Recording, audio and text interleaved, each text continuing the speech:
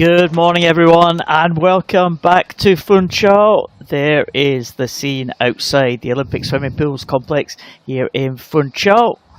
We are here for day 5 of the Madeira 2024 Para Swimming European Open Championships in Funchal's Olympic swimming complex.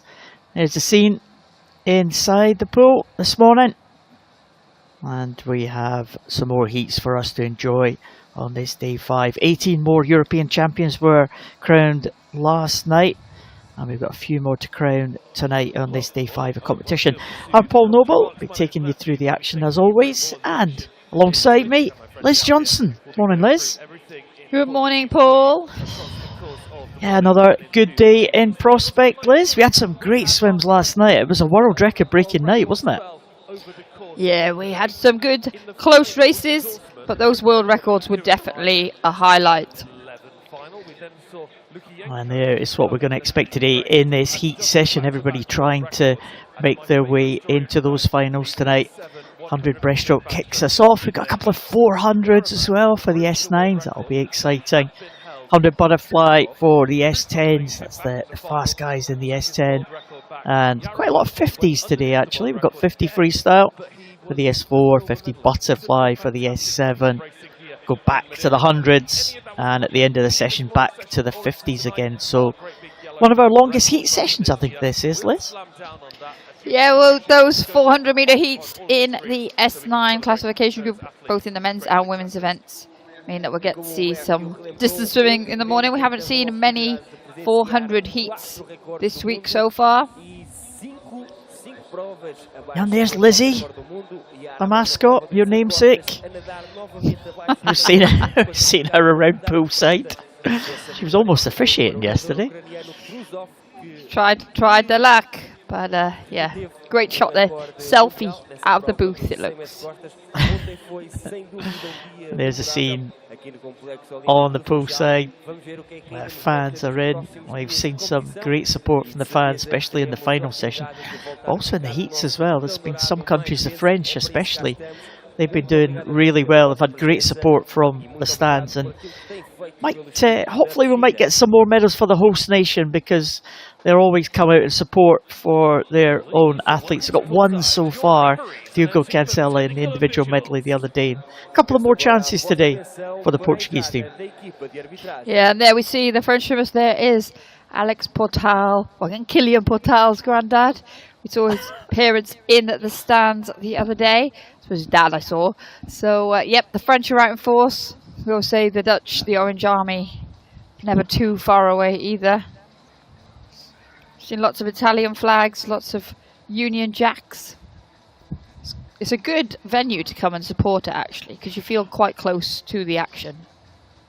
Yeah, all the spectators are on the side of the camera there. You can see the spectator gallery up there. The athletes are sitting in there as well. That's the athletes seating just above the official. Spectators a little bit further along, just on the other side of those two blue platforms. So there are, talk about the Orange Army, there's the White Army. Our technical officials getting introduced to the poolside. Do a great job as always. And you can just see some of the Portuguese team right up there in the stands. As I said, they've got a couple of chances today. Marco Menezes is in, the Portuguese S11 swimmer, and Susana Veiga as well. It goes in the S9 events as well. So Susana Veiga, she won here at the last European Championships in 2021, and that was a great moment for the host nation, wasn't it? It was, and it was right towards the end of the programme, so the roof really did almost go off this pool. 400 freestyle for her today. More of a sprinter, but it's good to get her campaign going. We've said this about the programme before, haven't we? Some athletes have to wait till later in the week to actually even get going. And Veiga is an example of that here this morning. Yeah, day 5 already. It's flown in, but we are officially now in the second half of this competition, this 7-day meet, well into it actually, as we come out for the first event, the women's 100 breaststroke in the SB5 classification. Again, classifications, S1 to 10, those with physical impairments. and S5 right in the middle of those classification range, with S1 the most severe and S10 being the least impaired. There's Grace Harvey, our world champion back in 2022 in this event. She goes in lane number 4. Full lineup for this one: Isabella Vincent, the Australian, goes in lane 3. Grace Harvey in 4. Anna Hontar in 5. And Sofia Fedorenko in lane number 6. It's European Open Championships, of course, so there are some non-European countries taking part. They will be eligible to progress to the finals, but they won't be eligible, obviously, for the European medals, which are presented after each of the finals. So the Australian will be trying to make her way, Isabella Vincent, but Grace Harvey going from that start, as you said, Liz. There's the Australian Vincent. She was youngest member of the Australian team at the Paralympic Games. There's Anna Hontar. Hasn't been on the best of form this week, but hoping to qualify for that final. Vincent goes in the water. Hontar from the sit start. Harvey doing a standing dive. Fedorenko in the water as well. Yeah, that was a strong start there from Harvey in for. This is her main event. We've seen her on the podium already this week, but this is the event that she comes for. This is the event that she really focuses on in terms of her Paralympic Games program, and she's going well down this first 50 meters. Good front end speed as she goes off, but very behind her between Vincent, Hontar and Fedorenko. So that second 50 meters will be important. But for Grace Harvey of Great Britain, it's about getting a comfortable heat swim, getting into that final, because she knows that if everything goes to plan, she'll have a tight race with her friend Verena Schott, who goes in the next heat in that final. 49.17 for Harvey at the turn.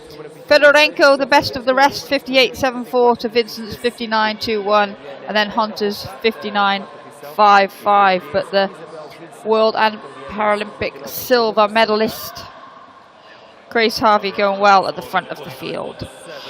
Yeah, Harvey looking very good here, very comfortable. I'll just keep an eye on the clock, see what time that she can post here. But Grace Harvey looking very good indeed. Already taken a medal this week, earlier on day 1 of this competition. But Grace Harvey is going away, looking very strong as she comes in to those red lanes, those red markers, which signifies 5 meters to go. So Grace Harvey into the wall now, and that's a decent time for Grace Harvey. Actually, she was pushing that in the heats this morning, Liz. 1:43.97, a big battle for second position here. It might be Isabel Vincent in that green cap of Australia, possibly just going to come through for second. Oh, it's very close indeed. And well, we didn't get time for Isabella Vincent there. Fedorenko was into the wall in 2:04.97. I think Vincent probably just ahead of that, maybe about 2:04.5 possibly for Vincent. But Hontar in 4th position as they touch the wall. We'll just wait for confirmation of that result, Liz. But a good swim from Grace Harvey. Yeah, and she looks happy with that. I think, we said when you come into the heat and you're just looking to find your groove, and then you stop the clock and you look at the time and you're pleasantly surprised, it's a really, really good confidence booster. So only just over 1/10 of a second slower than she's been this year. As we've mentioned, some countries already had their trials, and Great Britain are one of those countries. So the athletes from Great Britain tapered and rested up to race fast 2 weeks ago. So they've had their week off, and they're already riding the back end of that taper. So she'll be really happy to have backed that up. And who knows, maybe she's got more time in the tank for tonight. There's the battle for silver. I think it was Vincent, but that was very close indeed. Very close indeed. In fact, the touch is given to Fedorenko, 2:04.97. Harvey takes the win in that heat. Isabella Vincent, 2:05.11, but that's an oceanic record for Isabella Vincent, so the records keep coming. good swim from Isabella Vincent there. And here is the second heat. And world champion in the middle is Verena Schott of Germany. Again, it's been on good form this week. Schott, the German, in that centre lane. Tunug goes in 2, Bjornsdottir in 3, Talamona in 5, and Sakona in lane 6. There's Talamona. Just missed out on the medals at the World Champs last year. Bjornsdottir was a finalist yesterday in the 400. The Icelandic swimmer goes in lane 3. Tunug, 15-year-old, closest to us in lane number 2, but good start there from Verena Schott. You said that she was a good friend of Grace Harvey's. Liz, they have trained together in the past. Yeah, Schott spends a lot of time in Lanzarote training, and every now and again Harvey goes out in pursuit of the sunshine, and it's always nice when you can find someone who trains the same sort of speed as you, and you know that you can race well, because it just means it's pushing you on every single day, even when you're tired. And talking about being pushed here, Talamona going well with Schott down this first 50 metres. Talamona will look to at that party in the final this evening as they go into the wall together, and it is Talamona 50.85, just 5/100ths ahead of Verena Schott, with Bjornsdottir turning third, 55.34. They're slightly slower than Grace Harvey was at the turn in that first heat, but they have the luxury of going second and knowing what they need to do. And both here swimming shoulder to shoulder as we come into the final 25 metres. Yeah, they're only going to drop one swimmer from the 2 heats, so these two will be safely into the final. Talamona on the right side of the screen, Verena Schott on the left. Talamona a little bit flatter stroke than Verena Schott. Verena Schott getting that undulation, almost diving in to that breaststroke at the front. Bjornsdottir going well in 3rd position, and it looks like it might be Sakona in 4th place as they come into the finish. Oh, Talamona had a good finish there, stretched for the wall, right on the outstretched arms, and she gets that touch, 149.12, just ahead of Verena Schott. I expect them to go a little bit faster in the final. Harvey will be in pole position for that final, but good swim from Talamona, not giving much away there. Talamona, but good swim from the Italian. She's been in good form this week. She has, as we just see Tunug there coming in to round this one out. Like you said, Paul, both probably got a bit more time in their arms this afternoon. The 2 swimmers there touching 1st and 2nd. They knew what they needed to do, but they also know that there's not going to be much room for error in that final. So doing the job this morning in the heats of getting through, assuming those results come through, and there are no hiccups, but both looking very comfortable there. And that's gonna be an exciting race this evening to get us going in that final session. Schott's definitely ahead at the coming into the finish there, but it was a great dive for the wall on the outstretched arm from Talamona. Excellent finish, and finishes like that can make the difference when it comes to the final. It certainly made the difference in that heat. Look at that, 149.12, and Schott in 149.33. Bjornsdottir will go to the final. Sakona will also be in that final. And it is Tunug who's a swimmer that will miss out, unfortunately. But Grace Harvey leads the way. Ariana Talamona and Verena Schott were close to each other in that heat. They will go faster in the final, I'm sure, as we go on to the next event. So that's a nice way for us to start, Liz. We'll go up the distances now for the next event. No, we've got the men. Oh, men. Where are you going? Sorry. You're getting ahead of yourself. Don't get ahead of yourself. The men won't be happy if they've got to swim double the distance. That's true. The men's coming out now for the 100 breaststroke. I like the 400, you see. That's it. You used to like breaststroke. I just like breaststroke. Too good at all the strokes, that's what you were. The 400 was probably my best stroke when I was at my peak, really. But the breaststroke became good as I worked on it. I didn't have the build of a sprinter.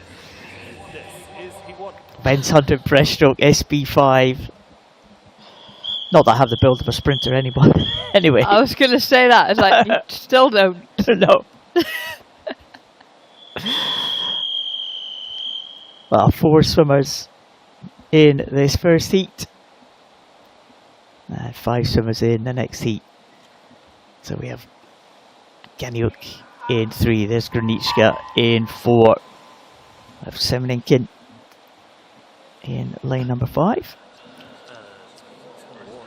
And very close in the early stages. Granichka has been in good form as well. Another swimmer. We've seen some repeat swimmers now coming through. Ganyuk as well had a very good backstroke. And European record breaker Ganyuk as they go in this heat number 1. But Granichka probably been one of the form swimmers in this classification. He won the individual medley, very, very strong in the individual medley. And also was second to Fantine as they came in that 400. But that was a dominant performance by the Italian, wasn't it? It was. And Semenenko gets the touch at the breaststroke. Fantine not a breaststroker, definitely more of a freestyler and dabbles in the backstroke. So no breaststroke here, but now we see Granichka looking to come through. Ganyuk going well as well. It's those 3. Zvaltos turned in 4th position for Greeks, just up in lane 6. But it's a similar story to the women's event in that we've only got to drop 1 swimmer, 9 swimmers in the heats, 8 spaces in the final. And at the moment it looks like Granichka is trying to give himself a good chance of one of those yellow lanes. Yeah, another comfortable swim from Granichka, 130.98. Great swim from Granichka, the world record holder. Record standing at 125, so you know he's capable of going a lot faster. Granichka, and he looked comfortable there. Ganyuk with that surprise swim that we saw in the backstroke a couple of days ago. He will be a threat as well in that final. Good swim from him, 133.12 for him. Big improvement actually on the entry time from Ganyuk. And Semenenkin in 3rd place. They should secure their place in the final. But Granichka looking good, Liz. Yeah, Granichka looks strong there. Ganyuk, that's what happened in the backstroke, wasn't it? He did a good improvement on his entry time, and then there was no heat. So he was in an outside lane, and he shocked the results, or shocked some of the swimmers, for sure. No such luxury today. We've seen him make that improvement in the heats. And the question will be, well, does he have more for the final? But Granichka looking very good indeed. Yeah, absolutely. Granichka, Ganyuk, Semenenkin and Zvaltos. That is the finishing order in this heat 1. Zvaltos, 149.62. So the second heat, have a close eye on that one.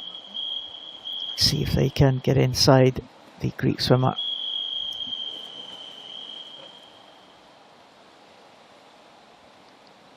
Now, there is the second heat. Have we only got 4 swimmers in there? Due to have Melnikov in 2, Drapkin in 3, Ponce Bertrand in 4. There's Leo McCrae going in lane number 5, and the home favourite Ivo Roca in lane number 6. Can't see Melnikov, Liz, so I think we've maybe just got the 4 here. Yeah, and if that is the case, which it looks to be, then obviously, as barring any mishaps and disqualifications, all 4 of these athletes should progress to the final. Leo McCrae there has gone out very well down this first 25 metres. He had a great start off the block. He's going well. The swimmer based in Great Britain, but swims for Switzerland. As we come to the turn, Ponce Bertrand just getting his fingers to the wall. First, Ponce Bertrand's having a good week here in Madeira. Silver medal in the 50 backstroke. Kicked off his campaign, but he's been part of the Spanish relays. Had a great individual medal. He had a double last night with the 50 meters butterfly as well. Actually, it was the night before, wasn't it? But he's been busy. We've seen a lot of him, and he's going well here right now. Shoulder to shoulder again, as we saw in the women's event. Shoulder to shoulder with McCree as they come into the final stages. Yeah, McCree and Ponce Bertrand, they've been gold and silver in the last 2 World Championships, and Leo McCree is going to be into the wall first here, ahead of the double world champion Anthony Ponce Bertrand in 129.35, so that's not too far away from his entry time of 128. And Ponce Bertrand, well, looks comfortable there, but these two, they know each other well. They've competed against each other in the last couple of years, and they should both progress safely to that final. Good swim from Leo McCree. Ivo Roca in 3rd place. The Portuguese swimmer will be into that final as well as Drapkin. And yeah, confirmed that Melnikov didn't take the start there, so all of the swimmers in all of the heats there that we saw for that breaststroke will go into that final. But there's the winner, Leo McCree. We did see his parents in the crowd the other day. We did give them a mention, but I think that was the day that my sound wasn't getting through, so we'll give them a mention again. It was that day, and you definitely did. I heard you. No one else did. Not. That was some of my best stuff that morning as well. Anyway. Well, it was close at the turn, and it was close at the finish. It was the quicker heat of the 2 here, but it's going to be a busy race tonight. Yeah, Leo McCree just stretching away. Looking good, actually, Leo McCree. Ponce Bertrand looks comfortable. I'm sure he will go faster in the final, but Leo McCree might be able to do that as well. So Leo McCree takes that 2nd heat. Anthony Ponce Bertrand in 2nd position. Ivo Roca will be into the final as well Andrei Drapkin. So there's the qualifiers. McCree leads the way. Ponce Bertrand, Gronichka, you would expect them to go a little bit faster in the final. Ganyuk's a bit of an unknown quantity as well, but should be an interesting one tonight. Another 100 breaststroke final set up for us. Yeah, we've been really fortunate with our starts of each finals night. Of put in some really exciting races, whether that be head-to-heads or races with world records. And it looks like we will start tonight's final session with another exciting battle. Yeah, it's good to get some close races. We love that. Some record times as well. It's already seen an oceanic record this morning. Let's see if we can get some other fast times registered here. We're now moving on to the 400, Liz, is that right? That's correct. There you go. Oh, good, good. There we are. We got there. The women's S9 400. We've seen some cracking races in the S9 event so far this week. And the 400 always an interesting one. The 400 in the S9 has been really competitive in recent years at the major championships. It's almost no one has really, run away with it, have they? It's always been very, very close. And there's the lineup for heat number 1. Vittoria Bianco of Italy in the centre lane. And there she is. Paralympic champion Bianco in the relay. Italian team winning that freestyle relay. The last time it was a female relay was conducted in the Paralympic Games. And no single gender relays in Paris. And there's the home favourite, like we spoke about a little bit earlier, Susana Veiga from Portugal, winner of the 50 freestyle at the European Championships back in 2021. Gordachuk will go in 3. There's Bianco in 4. Agata Pauli, World Championship finalist, she will go in 5. And Beatrice Lareda Maldonado will go in 6th. So we have the 5 swimmers in this heat. We've got 6 swimmers in the second heat. So can't hang about too much, Liz. No, when you're in that first heat, we have talked about it in previous heat sessions, but really you don't want to risk being on the wrong end of a touch, because position can be vital. Eight possible spaces available in the final, but those 8 qualification slots can come from either heat, and so it's all about time. But sometimes in a heat, especially in a distance event, you can sort of settle into your pace and then look at where you want to finish. But if everybody then finishes in a blanket very close together and you're on the wrong end of the touch, you can just miss that cut. So they'll be cautious of that this morning. Heat 2 do have a slight advantage in that respect, but whilst Pauli started quickly, Bianco now at the 100 turn into the lead. 109.45 for Bianco, 110.52 for Pauli, and Gordicic 111.18. They are your front 3, but again, look at that blanket behind.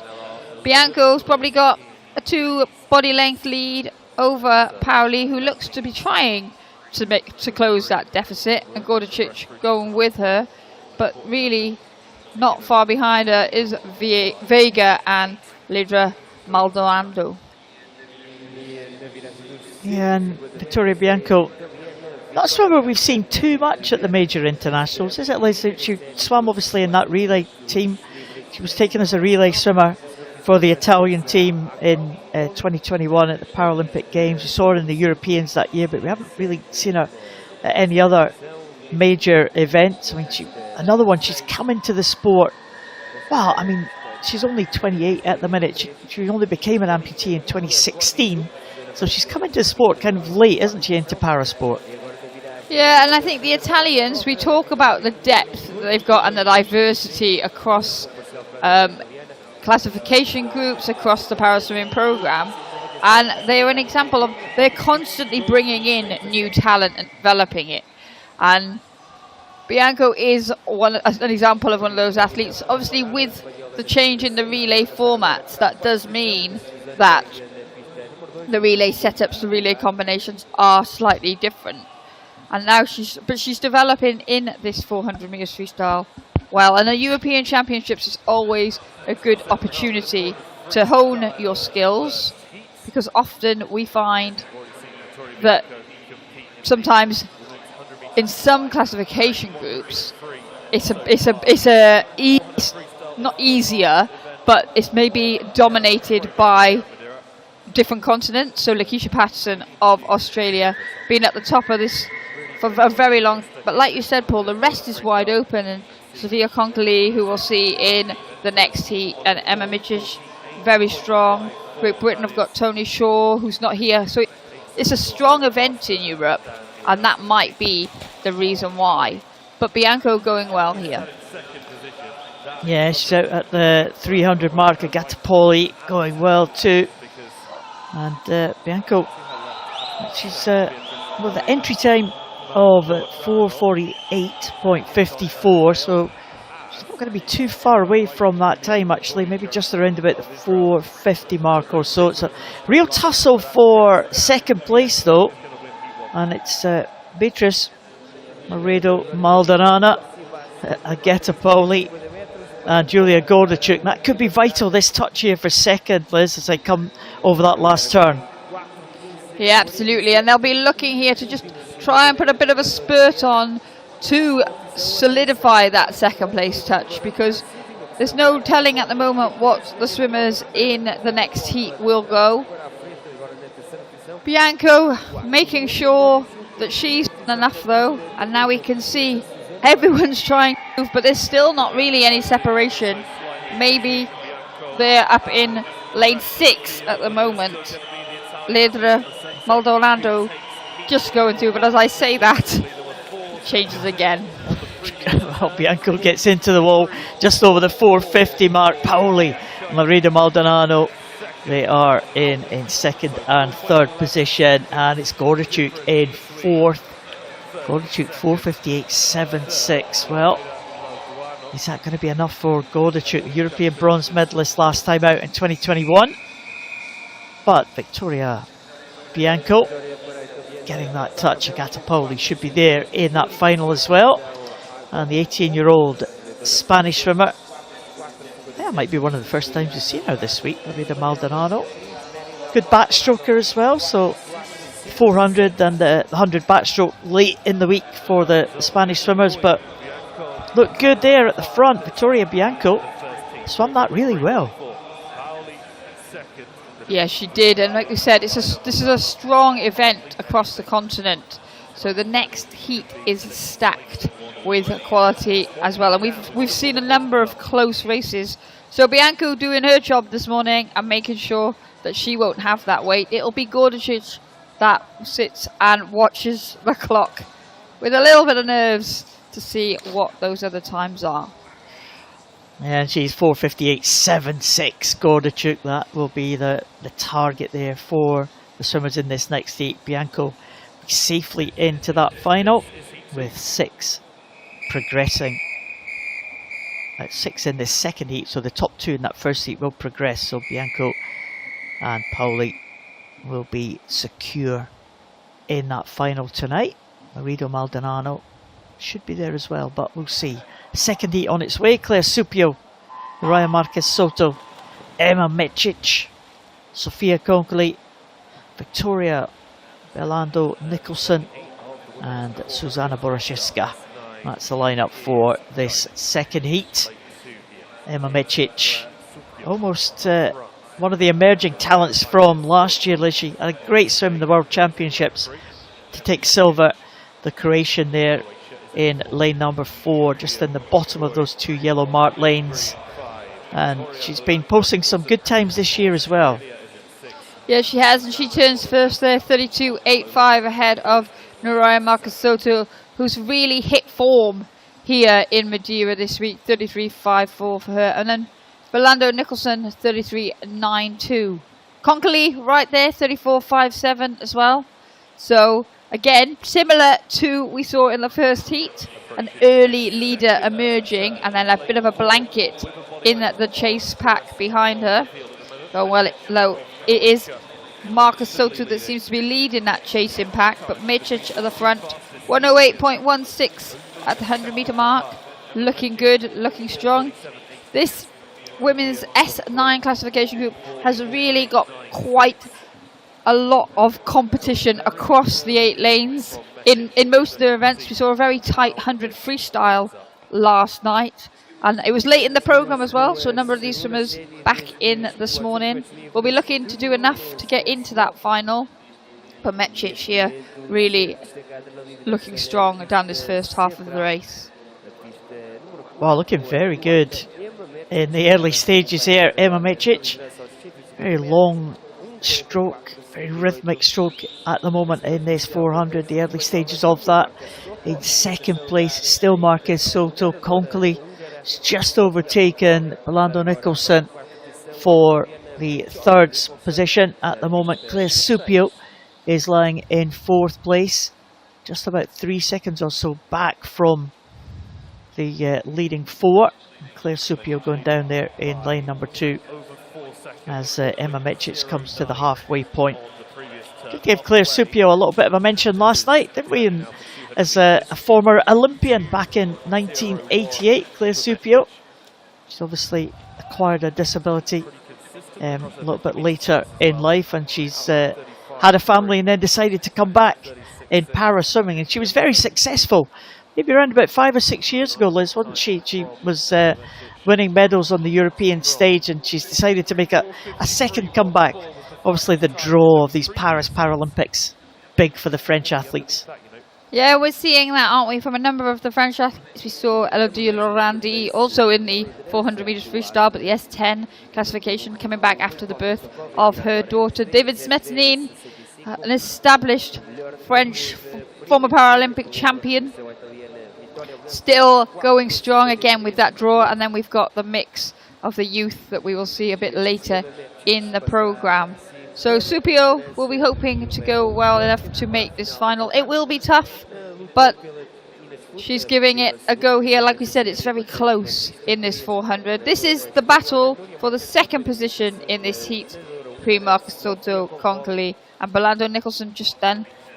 Dropping off the pace slightly, but as we go into the final 100 metres, she's been at the front from the start, Emma Midgich, and she's there again. 3:38.95, 3:44.59 for Marcus Soto, and 3:44.89 for Conkely. So very close between those two on this final 100 metres.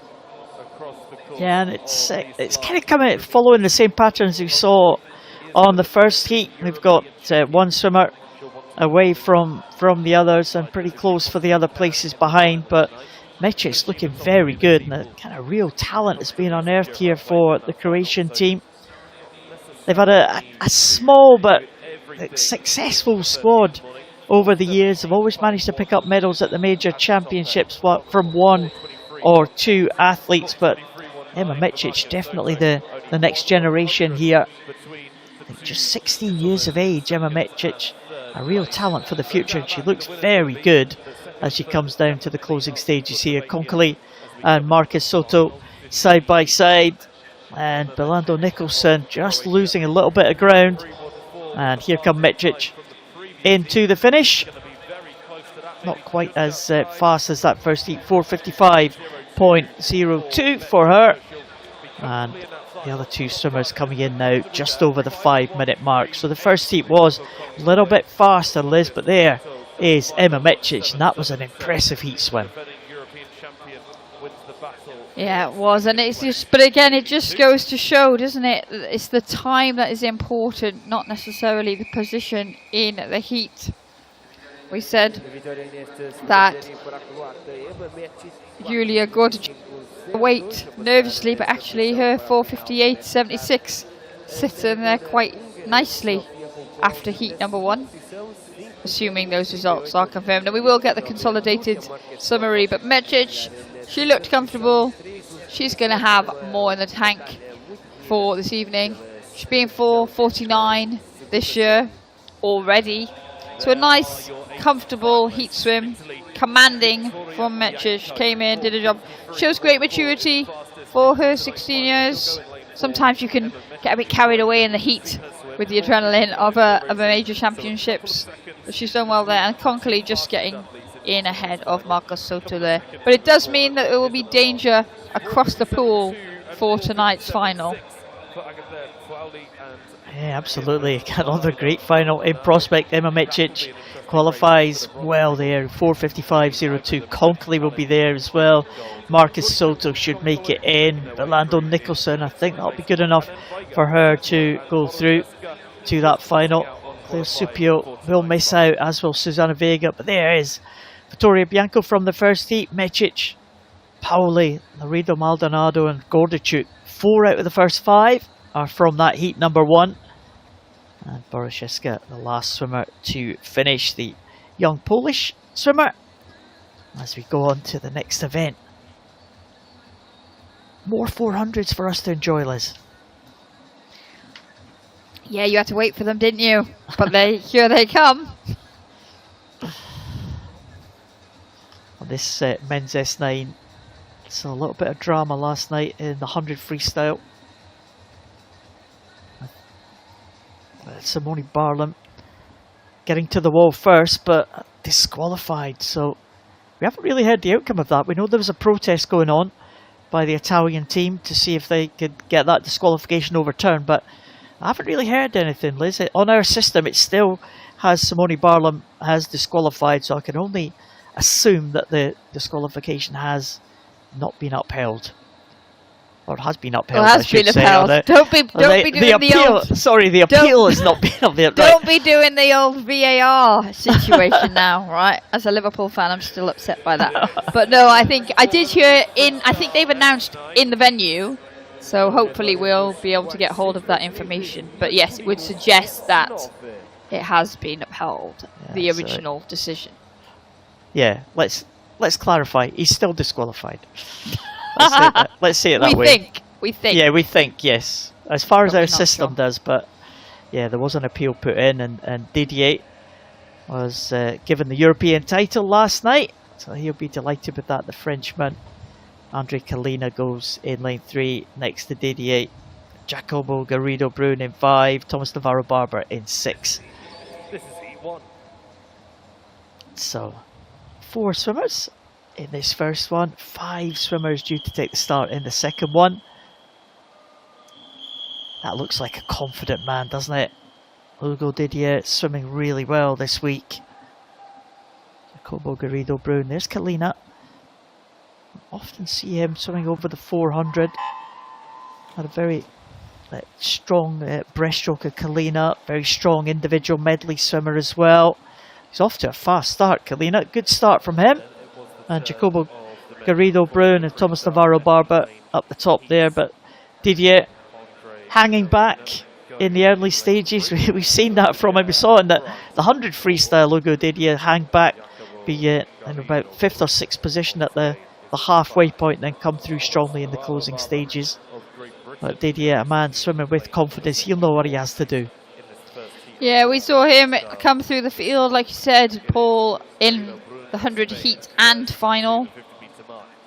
And again, the athletes are in different places in their preparations. Each country has different selection policies, different selection meets, and the French have their qualification opportunities at their own French championships next month. So Hugo Didier might be missing that front end speed as he's in the final preparations of his training, not quite tapered yet. Similarly, Kalina might be using this 400 as a training swim. So it's difficult to tell really where people are at in their preparations, and it's why we're seeing some surprises, but we're also seeing some excellent swims. And Garrido-Brun going well at the front of the pack. He turned 102.54 after 100. Didier 104.10, just ahead of Navarro-Barber 104.27 and Kalina 111.53. So that was the order. There's 5 swimmers in the second heat, so only one athlete needs to be dropped for people to progress to the final. And now we can see Didier working his way through length by length. He's coming up onto the shoulder of Garrido-Brun as we come into the halfway point. Yeah, Garrido-Brun was the world champion back in 2019. That was almost somewhat of a surprise victory for Jacobo Garrido-Brun in those World Championships held in London. He just gets in ahead of Brendan Hall from Australia, who had dominated the 400 freestyle for many years prior to that. And it's almost been almost a changing of the guard moment. Jacobo Garrido-Brun getting in ahead of Brendan Hall, and since then it's been the likes of Didier and Simone Barland that have come to the fore ahead of the Australian who dominated, as I said, for a decade or so prior to that. Yeah, exactly. And as a result, it's really the event always produces some very, very close competition. Brendan Hall of Australia, definitely, 2008, he made his Paralympic debut back in Beijing, and he still features heavily in the front end of the races, on the podiums. But it means you never can rest on your laurels too much if you are swimming in this S9 400 meters freestyle. And Didier now at the front of the field, 3:16.72 at the 300 meter mark to Garrido-Brun's 3:17.57. Navarro-Barber just dropping off the pace, 3:24.94 for the British debutant in lane 6. But these two in the centre lanes, living up to their billing. Garrido-Brun has been fast this year, 4:16.9. You can throw Timothy Hodge, who's second on the world rankings, into the global mix as well. But Didier looking good here on that final 50 metres. Yeah, Didier looking very good indeed, very comfortable. Garrido-Brun right there on the shoulder. These two will be two of the main contenders when they come to the final tonight, that's for sure. They will be thinking they have got the capability of getting on that medal podium, maybe even winning it. But Didier, well, he's impressed us this week with his performances. and he comes in to the finish in a relatively fast time there of 4:22.74 for the heats. He'll be pleased with that one. Garrido Brun and Didier, they know each other well, and they will be pleased with that comfortable swim there. Thomas Navarro-Barber for Great Britain. We saw him have a good swim in the 100 freestyle yesterday, made the final. Looks like he's on his way to another final. 4:35.18 for Navarro-Barber. That's just a couple of seconds outside his entry time. But Didier will take the win. 4:22.74. As you said, Liz, as Kalina comes in to the finish, just strokes into that finish, Andre Kalina. Garrido Brun has been faster this year, Didier has been faster, and I think they'll go faster in the final. That looked comfortable for the leading two. Yeah, they've set themselves up for a good tussle tonight. They won't be alone though. Still one more heat to come. And plenty of action. Didier though, like I said, he's swimming strongly. He's obviously in good form, just missing that front end speed as you would expect at the point of his training that he is at the moment. That's the last thing to come when you're in your training cycle and your taper, is that front end speed. And the result is confirmed. We'll go Didier and Jacobo Garrido Brun. Thomas Navarro-Barber, they will progress to the final. Andre Kalina will look for the result of this second heat, but I think we've got a few withdrawals in this second heat, Liz. We were due to have 5 swimmers starting. Looks like there's only 2 behind the blocks there. Well, that's a surprise. Yes, we've seen a few withdrawals or no-shows over the heat sessions this week. Yeah. Unfortunate for these 2 athletes that they are literally opposite sides of the pool as well. So they will be able to see each other when they breathe and on the turns, but it's still not that easy. It's more of a time trial now individually for them. It is a real surprise that we've only got 2 swimmers in this one. We were expecting the 5. So the 2 swimmers that we have got, Jonas Kestner is closest to us in lane number 2, and Sam de Visser is in lane number 5. Sam de Visser, the Belgian, probably the one we would expect to be ahead of the others. 4:16.35 for the Belgian to take, that was his entry time. Should be able to take this heat comfortably. He's been a World Championship finalist in 2022 and 2023, so probably the class of this field. Jonas Kestner, 22-year-old. He's been a finalist at the major championships in the individual medley, so he's going over the 400 freestyle. He's going to be in that final with only 4 swimmers in that first heat and 2 in this one. We're only going to have 6 in that final. Well, that's a surprise. So no Barlam in heat number 4, in lane number 4, the European record holder, not taking the start. Vig Harrison as well, the Australian, not taking the start. And Maurice Vettigam, the German, not taking the start. So leaves us with de Visser and Kestner. Yeah, going well at the front of the field is de Visser. He was 1:35.01 through the 150 mark, 1:43.92 for Kestner. So we talk about going in the second heat and having the advantage of seeing what the first heat did, but that's even more significant here in heat number 2. These athletes really just need to get through this 400 meters unscathed in order to take their place in the final tonight. So that will have been a shock for them when they turned up to the call room. As we said, you arrive at the call room 15 minutes before the start time for the first heat of your event. So it's an event start time that you're working to, not a heat time. But then it does mean that you are in the call room with all of the athletes that have entered into your event. So they will have seen that there were some no-shows, and that will have helped them, maybe, to at least readjust and reset their game plan for this heat. But similarly, you don't want to go too easy in the heat, because often it depends where you are, again, in your preparation, in your career, how your body is feeling. But some people still feel that they want to push that heat, or at least a part of that heat, in order to test themselves. Going well at the front still is De Visser. He'll turn here. 3:16.70. The one difference is that typically you will have come up with your tactic and you will have talked to your coach prior to going to the call room. And obviously you only realise people aren't there, and this is the situation once you're in that call room, but then you have no further contact with your coach. So it's your decision then what you do about your prep. Yeah, once you get into that call room situation, you are on your own. It can be some interesting scenes in the call room over the years.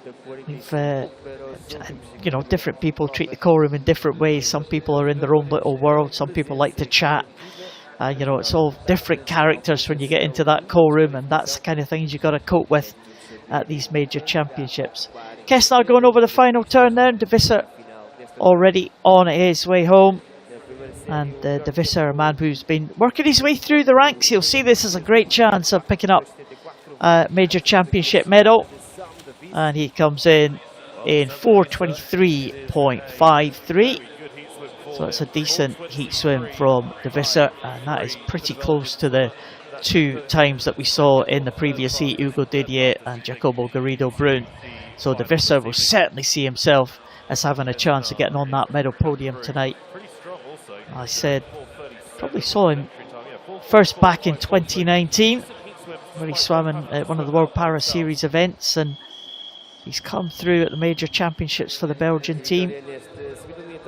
The finalist at the World Champs in 2022 here in Madeira. He's a finalist last year, just missing out on the medals. So a great chance for the Belgian. Again, Belgium have always had quite a small team, but they've had some success, haven't they? A couple of medals already this week from Tatiana Lebrun. Yeah, Tatiana Lebrun, and especially in this SB9 classification, they used to have Sven Deckenstecker as well. So again, you don't need a big team, but you just need role models and development within the country, within a National Paralympic Committee. And things do continue to evolve. And that's a great swim there from De Visser, swimming by himself to go that 4:23.53. Yeah, good time from the Belgian. Kessner will be there as well. 4:44 for Kessner. And there are your qualifiers. Just 6 of them. Hugo Didier leads the way. He looked very good. Jacobo Garrido-Brun and Sam De Visser with Thomas Navarro-Barber in 4th position. Well, another surprise for us this morning, Liz. These competitions keep us on our toes. Surprises keep on coming. 100 butterfly for the S10 men now. This should be a fast couple of heats. I expect. Well, we're hoping to see 5 swimmers in the first heat and 6 swimmers in the second. But we'll see when we get there. First heat, 5 swimmers are Jaime Montero, Marades, Alan, Ogozalik, Ion Nemchenko, Dmitry Grigoriev, and Alexander Tuckfield. The Australian Nemchenko had a very good 50 metres freestyle earlier this week. He's also been a medalist on the world stage in this event as well, this 100 metres butterfly, a silver medal behind Stefano Raimondi at the World Championships last year. Yeah, and he's going well down at the first 35 metres of this one. It is Nemchenko with about a half a body length lead over Grigoriev, who's also got great pedigree in this event. 26.89 for Nemchenko and 27.77 for Grigoriev. Tuckfield over third, 28.05. Ogozalek right there, 28.38. Yeah, top 4 are clear of 5th position at the moment. Montero Marades just behind the field. So again, top 8 from the 2 heats. You don't really want to finish 4th if you can help it, but the top 3 might be safe enough. Nemchenko just being caught by the two on either side of him. And Nemchenko, 59.24, safely will be into that final. Grigoriev in second place, just under the 1 minute mark, 59.92. And Ogorzelek just over the 1 minute mark, 1 minute point 33. And Nemchenko had a great 50, didn't he? A very, very swift 50 freestyle. Showed his speed down the first 50 there. Yeah, he did, and we saw it again. And there's quite a good correlation often between a 50 freestyle and a 50 butterfly. We often see that sprint freestyle translating into butterfly, but obviously no 50 butterfly in the para swimming program for the S10 classification, so you've got to be able to back it up down the second 50 as well. We know that Nemchenko can do that. We saw it at last year's World Championships. He looked good there. Very close between Grigoriev and Ogorzelek, who was finishing strongly in lane 3 for Poland. Yeah, Nemchenko confirmed as winning that heat. Grigoriev in second, Ogorzelek in third, and Alexander Tuckfield in fourth place, 102.09. So you have a close eye on this second heat to come. There's Riccardo Menciotti, great swim he had to take silver in the individual medley.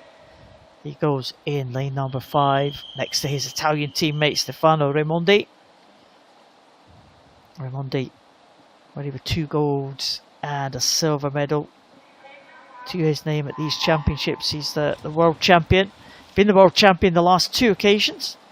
Scaliot goes in 2, David Levesque in 3, Raimondi and Menciotti in 4 and 5, Strazik in 6, and Popov in lane 7.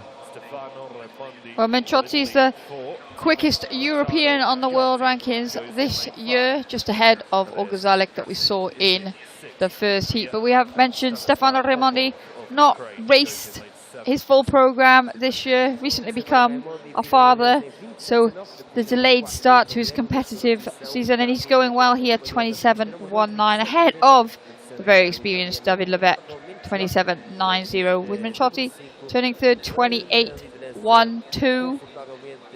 Raimondi at the front there, looking like he's turned it off a little bit there. A nice slow stroke rate, but powerful with every stroke. Yeah, Raimondi looking very good here as he comes into the finish in 58.48. Excellent time there from Raimondi. Comfortable for the Italian, and he will progress to that final. Menciotti just gets up ahead of David Levesque for second place, just by about 8/100ths of a second. But Levesque should be in that final as well. And fourth place Strazik, followed by Popov and Scaliuk. You mentioned David Levesque there. He took the title in this event back in 2009 and 2011. These Spanish swimmers, real longevity in the sport, haven't they? A really experienced squad. They are an experienced squad, and they're still mixing it, and they're still very competitive indeed. We mentioned Raimondi's delayed start to international competition this year, but he's gone straight in there with that time to top the world rankings. Raimondi takes that second heat. Menciotti in second, Levesque close behind in third. They should all go to that final top 3. And Strazik might make it as well with that 102. Yeah, Strazik is in, as is Tuckfield. Levesque in 6, Menciotti, Ogorzelek, Grigoriev, Nemchenko, but Raimondi will top the rankings as they go into that final.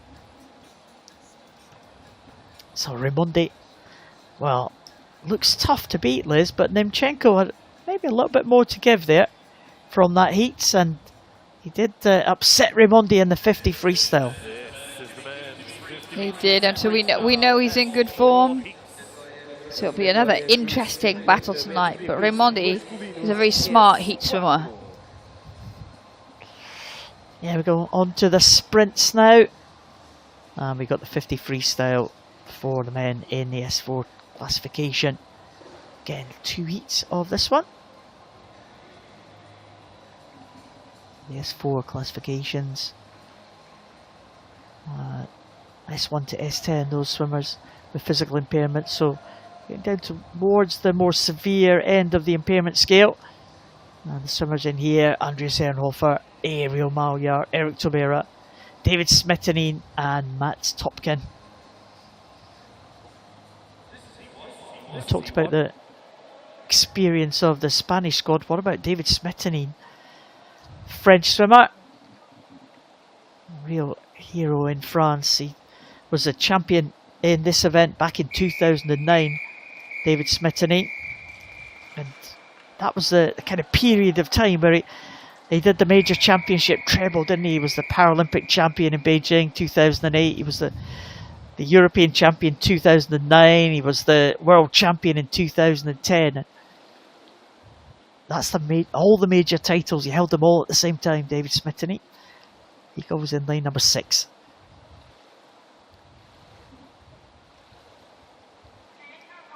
Tobera in 5. Ariel Maljar in 4. Going from the dive. We've seen Mark Maljar swim very well. And a good start as well by Mats Topkin, as you would expect, right up there in the blue cap. With that good swim he had yesterday to take a medal in the backstroke.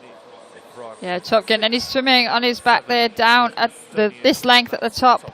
Going well. In 4 is Ariel Maljar. He always gets off to a really good start. Then on the distance events tends to get reeled in, but here he is stamping his authority and maintaining that lead. Yeah, Maljar now coming into the last 5 here. His entry time 38.94. It's just shy of that, 39.87 though. So he will be pleased to get under that 40-second mark. Smettanine it will be in another European final, I'm sure, with that swim. 41.57.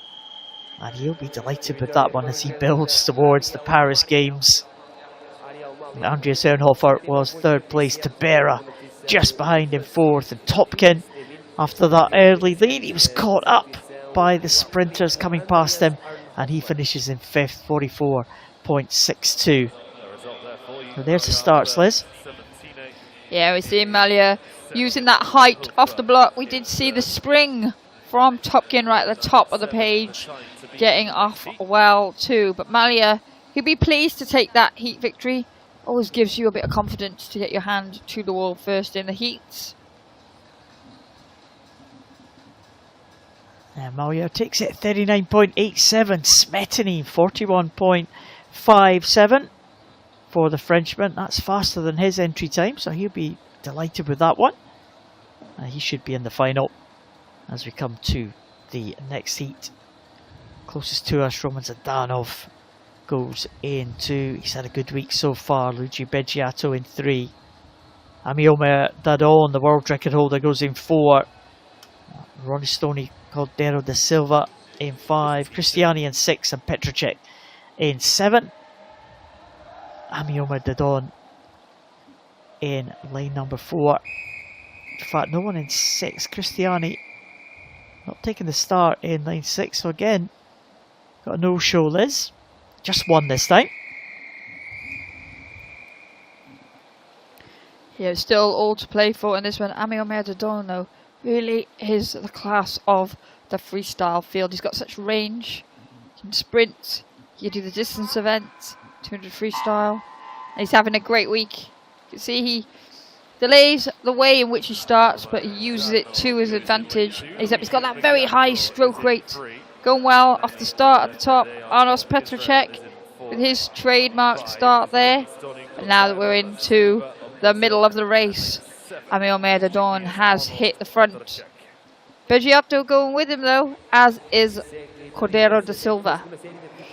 Yeah, world record set here in Funchal, 36.25 in the World Championships, and Amiomer Dadon is stretching away in the closing stages here, and he's going to be under the 40-second mark again, 38.54. Beggiato in 2nd, Caldero da Silva in 3rd place. So, good swim there from the world record holder. He will be safely into that final.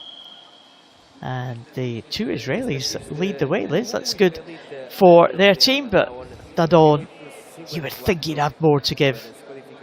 Sometimes in the past, Dadon would come out in some really fast heat swims. It would just be fast all the way, fast heats, fast finals. We've seen him just hold back a little bit in the heats this week.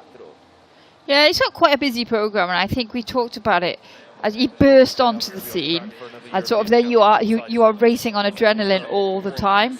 Whereas the more experience you get, the more then you sort of start to figure out what works for you and have the confidence not to necessarily go all out in the morning. But again, like we said, sometimes in the lower classification groups, due to the level of function that the swimmers have, if they slow down too much, it completely changes the way that they swim. Yeah, Amioma Didon, 38.54, takes that second heat. Beggiato in second position, and it's two Israelis that will lead the way into the final. The only two under the 40-second mark.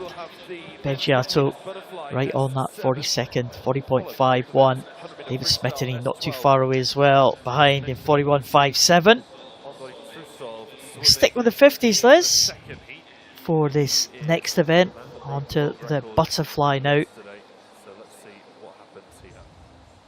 And the S7s have produced their fair share of talking points this week already.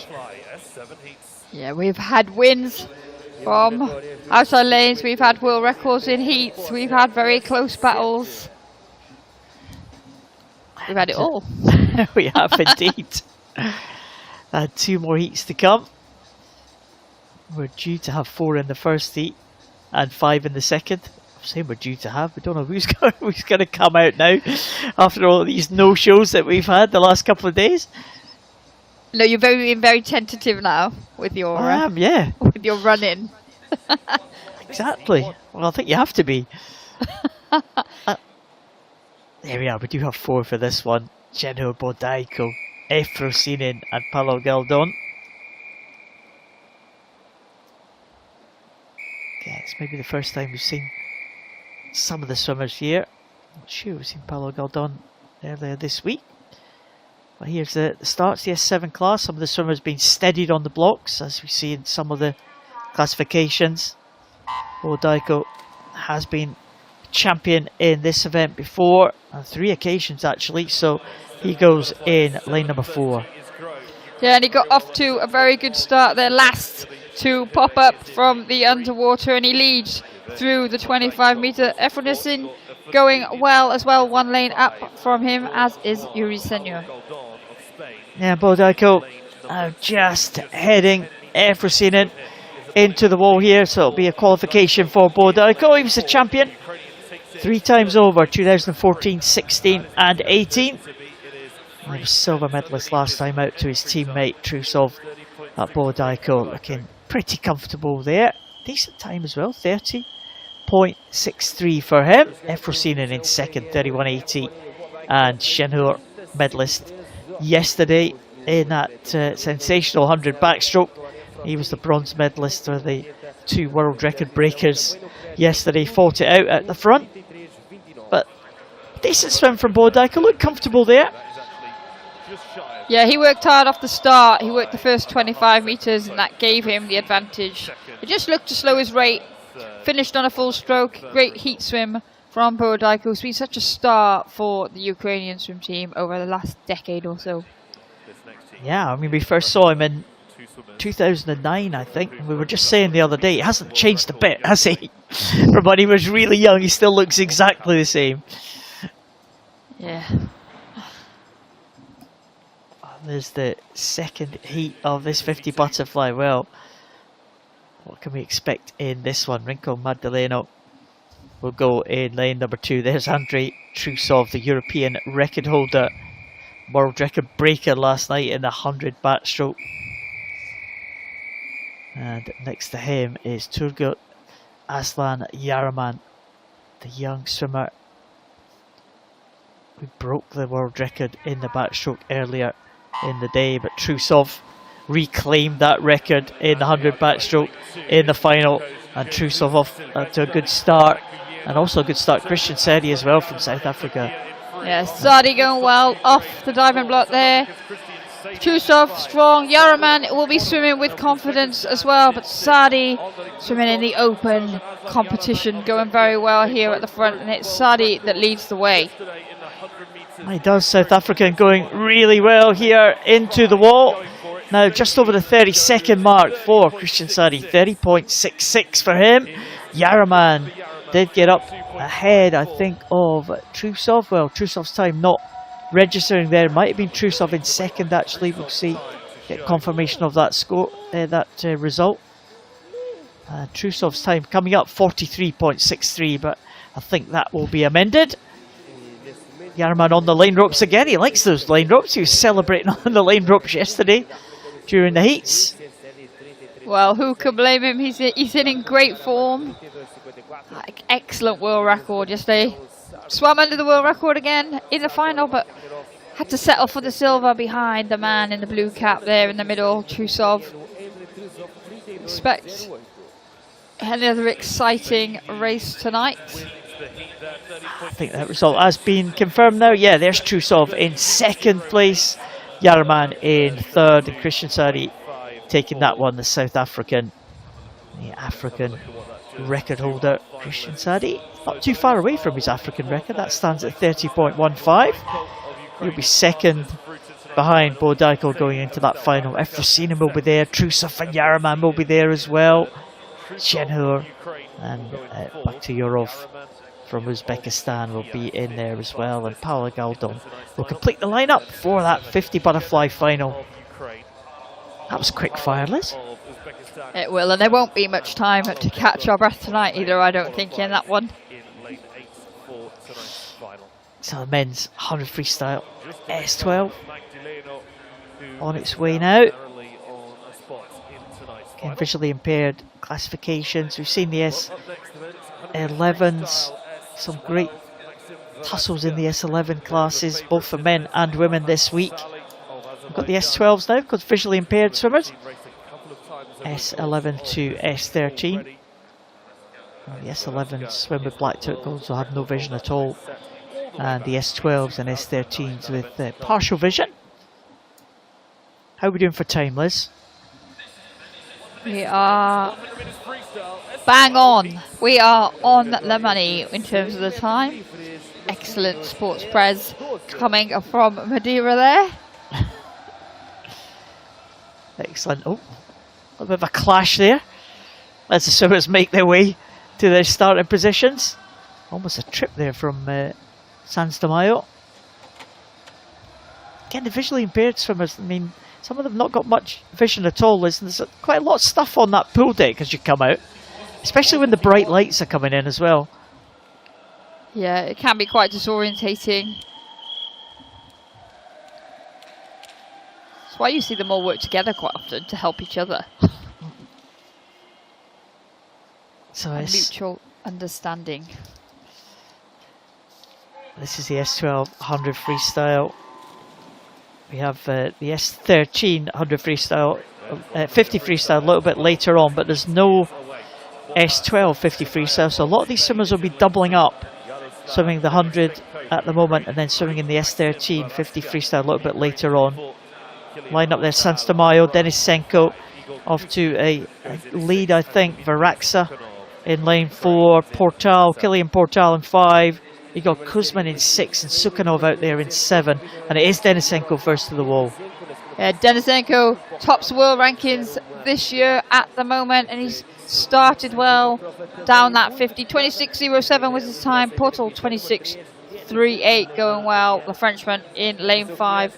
Starting to hold zone as well is Maxim Varaxa in that centre lane, but it's Denisenko that takes the touch on this one. 54.86 there. Well, was it Varaxa first into the wall there? I did think it was Denisenko first in, but Varaxa maybe had a good finish there. The world record holder, which stands back from 2009 at incredibly fast. Yeah, 50.91 is the world record for Varaxa held there. Denisenko, I think, may have touched first there ahead of Varaxa, but we'll just wait for confirmation of that one. Varaxa giving it 54.86. Kilian Portal was right in the mix as well.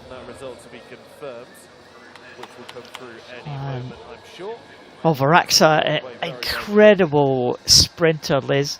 He's still billed as the fastest Paralympian in water for that 50 metres freestyle. He's the fastest 50 freestyle world record on the books. And there we see the finish. Denisenko with an advantage there as they went over the halfway point. And yeah, it was Denisenko into the wall first, so those results will be changed, I think. A couple of changed times that we've seen this morning already. And yeah, Denisenko 54.57 confirmed as the winner there. 54.86 for Viraxa. And Portal in third place, 55.01. Those three you would think would be safe into that final. Well, Viraxa, another example of an athlete. We've talked about the longevity. 2009 he set that world record at those European Championships in Iceland.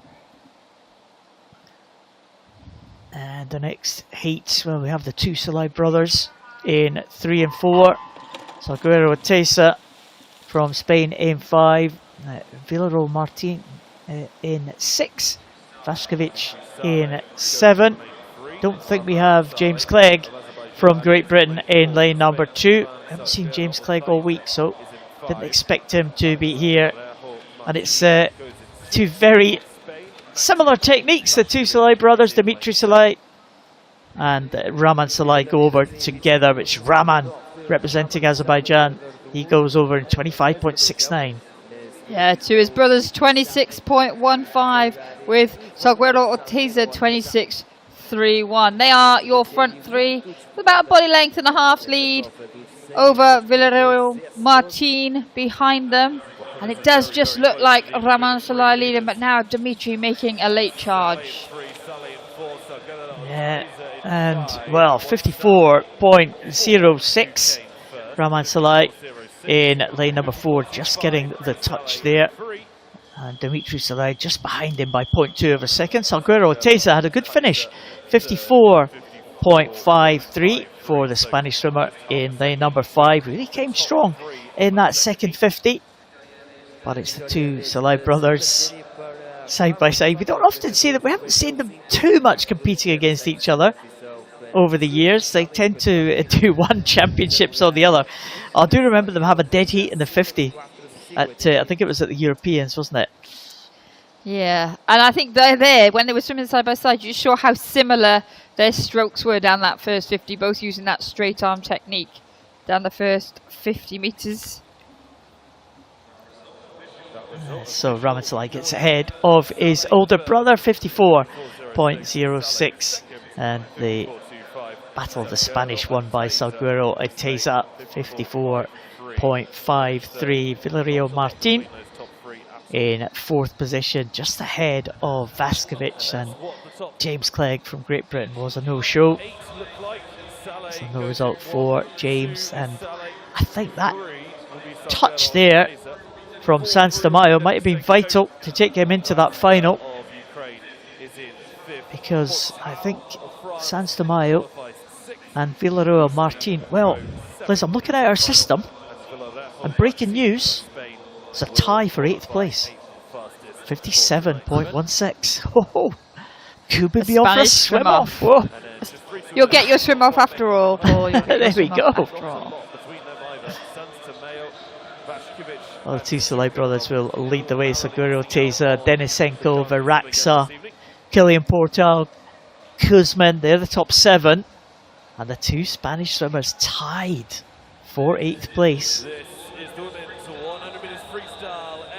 Well, we did talk about the other day about possibly swimming in a lane 9, but for the visually impaired swimmers, maybe that's not really going to be an option for those outside lanes without the lane ropes against the walls, is it? No, and they do very much try not to use lane 9 for the finals. They sometimes use it in a heat, don't they? But I think we'll be seeing a swim off. Oh, exciting. Here's the S11s for the women. There is Lisette Bronsma, world record holder. Well, she's been having a really good week, Lisette Bronsma. 105.14. She's been bang on her best times, but she's just come against some, incredible competition this week in the S11. Tatiana Blatnerova. She goes in lane number 3. She's been a World Championship medalist in this event in 2022.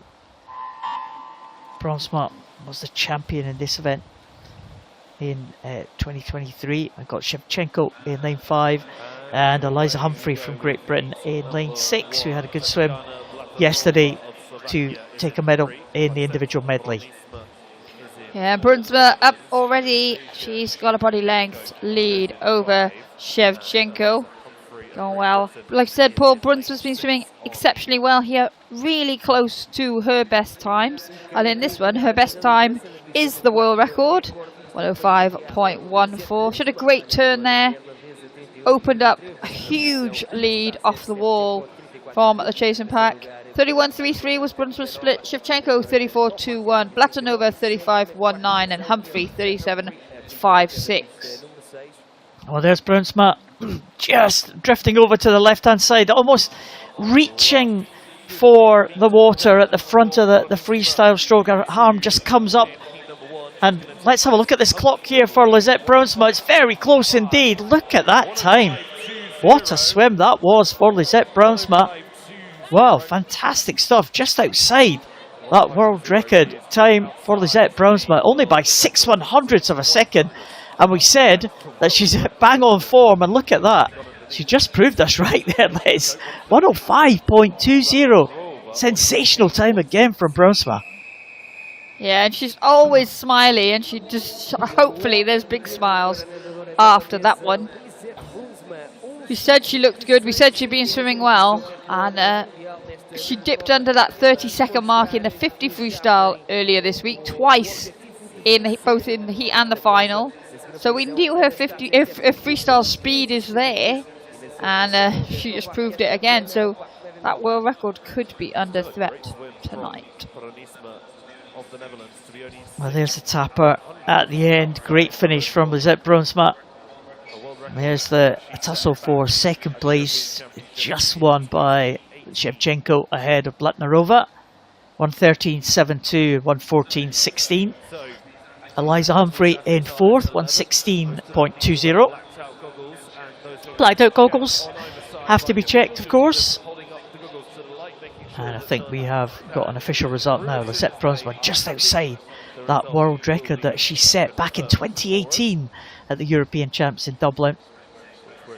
She was really on form back at those European Championships, so she's really very close to her best times in all the events that she's done. She was close to her European record yesterday in the individual medley, only half a second outside that. But she's kind of been eclipsed by some fantastic competition that she's had. Pelendritu winning the 50 freestyle, and Daria Lukyanenko, who swims in this second heat, winning the individual medley in a world record time. And Lukyanenko, also a world record breaker in the 100 breaststroke. What can she do in this 100 freestyle? Daria Lukyanenko in the middle lane. Full lineup: Ronya Hampf, Katerina Kachuk, Lukyanenko in 4, Anastasia Pagonis in 5, and Marina Podubna in lane number 6. Well, Lukyanenko, we'll keep a close eye on her time. There's Podubna, European silver medalist. On the last 2 occasions. I think we have another no-show. Doesn't look like Pagonis is taking the start this time. Well, Pagonis was top of the rankings this year until that swim that we just saw in the last heat from Brunsma. So it's a shame that she hasn't taken to the start here, but going well in the early stages in 3 is Kachuk down the bottom, and right at the top there, Podubna in 6, off to a very good start as well. They've got a higher stroke rate than Lukyanenko in that centre lane as they go over. 33.30 for Podubna to turn first, ahead of her teammate Kachuk, 33.51. Lukyanenko just veering over there in those yellow lanes, as is Kachuk as well. But really difficult for the S11 swimmers. They've got no vision at all. You've got to try and keep straight. The best thing to do is keep straight right down the middle of the lane, but when you're swimming with blacked out goggles with no vision, not an easy thing to do. Padubna is going to bring them home in first place, I think. Right up there in lane number 6. He comes home in 1:10.92. Kachuk in second, Lukyanenko in third position. And again, Liz, you spoke about the technique of the S11 swimmers. Quite often you see them go over to one side of the lane ropes and almost skirt the lane ropes to try and keep that direction straight, don't they? Yeah, because we've also seen when it goes wrong for them, and you can get quite disorientated within the lane, and it can end up actually you swimming a lot further than the 100 meters that you've signed up for. So it always means that you can never quite predict how an S11 event is going to go. There are so many more variables once they're in the water than the other classification groups. And we can see the tap in as well. Some people have very specific tapping instructions, and if that means they need to be tapped in a certain place on the body every time, that can vary when their stroke count or their stroke rate changes, and others need to be tapped in a specific point of the lane, and often that leads to a better turn or finish. So we're still waiting for confirmation of the result. Of course, the blacked out goggles still have to be checked, but with 4 swimmers in the first heat and 4 in the second, they will all progress to the final. Padubna, Kachuk, Lukyanenko and Hamf. These will all progress there to that top 8, so you can get a summary of those qualifiers. There we go. Lisette Bruinsma leads the way though, 105.20. Great time from Bruinsma. Padubna, Kachuk in second and third.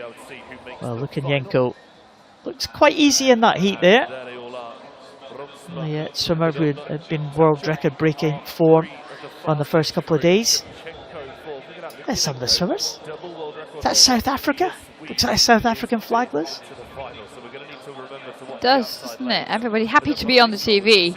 It's always nice when people see themselves on the screen and are happy about it. Sometimes you see people dive behind the chairs. People don't want to be on the screen. But variety of supporters in today. Portuguese team will be interested in this next event coming up. Hand freestyle for the S11s. And there's the French again. Team Portal right there. Yeah, we'd say that regular visitors to us when we were in Manchester at the World Championships last year. The Portal's granddad was a regular visitor to us. Didn't matter whether we were on air or not. He just made a point of coming to speak to us. We had to Very say, nice. sorry, we're like busy. It. We like we it, like but it. we don't want to turn them away. We always like to speak to people, don't we? Yes, we do.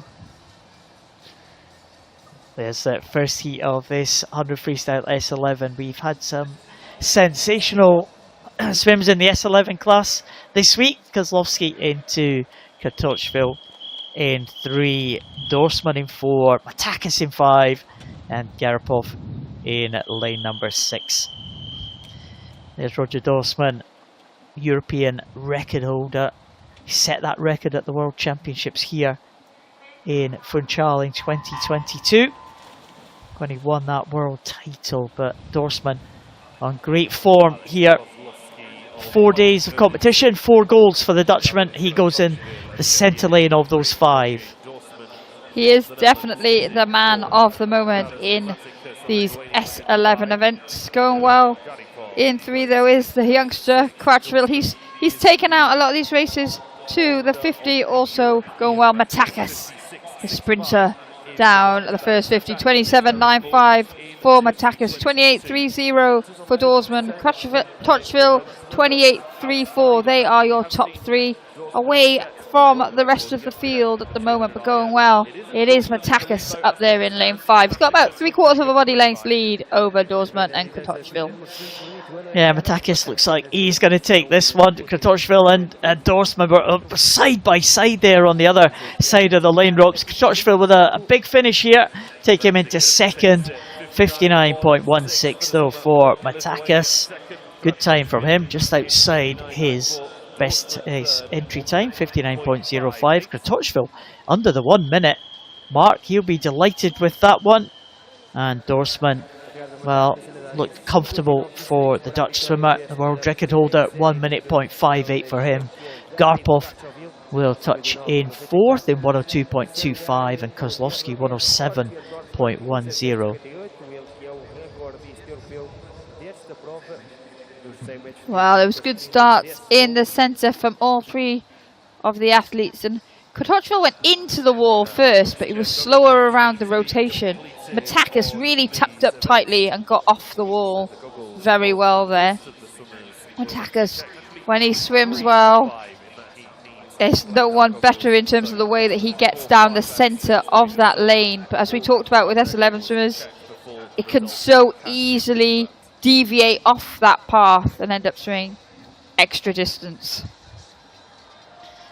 Matakis confirmed there, 59.16 for the Lithuanian. David Kratochvil in second and Roger Dorsman in third. They will all progress to the final. Garipov will have to wait for the second heat. 5 swimmers in the start. Well, have we only got 4 this time again, Liz? I don't think we've got Mikhailo Serbin in lane 5, so just 4 taking the start for this one. Keeping you on your toes, Paul. Absolutely. And there are the 4. Dambela Jara, Manesis, Chufarov and Cantero Evira. Wow, Manesis, the home favourite. Chufarov, 3 times a world champion last year. Goes in lane 4, Manesis in 1 lane down from him in lane 3. Dambela Jara closest to us, the Spaniard in 2, and the other Spaniard right up there in 6 is Cantero Elvira. Yeah, going very well down this first 50 is Manesis, just heading the world champion Chufarov. We said Dorsman was in great form this competition. Chufarov had an absolutely incredible world championships in Manchester last year. It's Cantero Elvira though that gets his feet to the wall first, 29.56 ahead of Manesis 29.68 with Chufarov 29.79, and then Dambela Jara 31.33 through 50 metres. But Manesis looking good here as they enter the final 15 metres. Manesis and Chufarov. Chufarov maybe just putting a little bit of power on now, but Manesis looks like he wants to get to the wall first. Those two finishing very strongly. Manesis finishes 1 minute 0.75. Chufarov in second in 101.07. Cantero Elvira 102.30 and Dambela Jara 104.97. And those 4 should all qualify, I think, for that final. But Manesis and Chufarov just upping the stroke rate a little bit at the end. Here he is, the home favourite.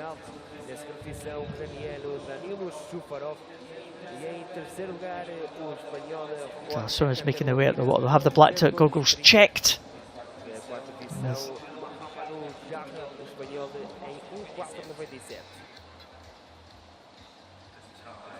Well, we talk about the technicalities of S11 swimming, and it's such a fundamental part of the race is that tapping technique that the swimmers use at the turns, at the finishes.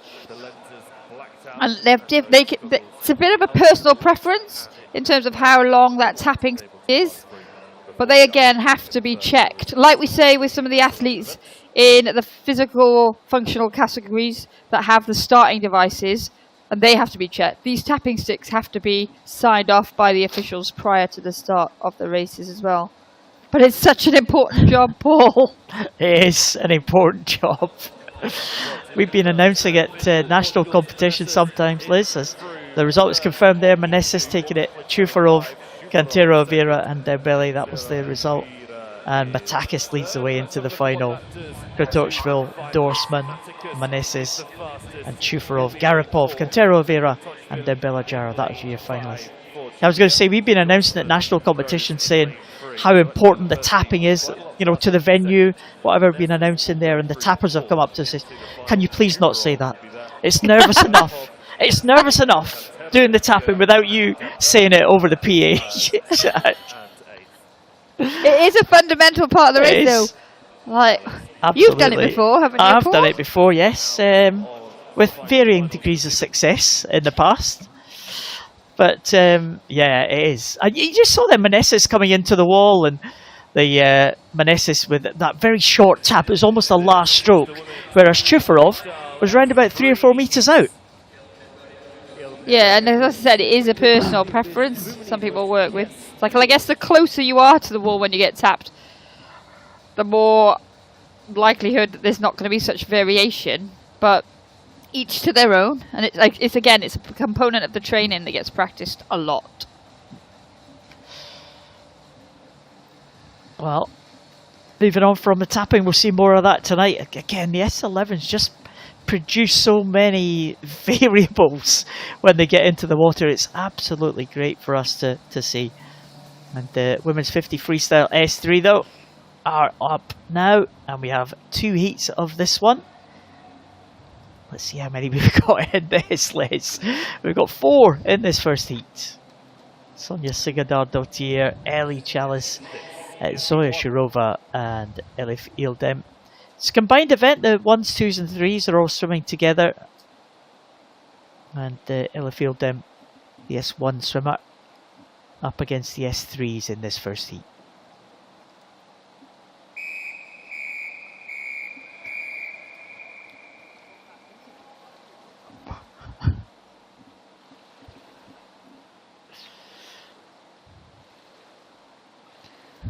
Ellie Chalice, fresh off victory last night in that 50 metres backstroke.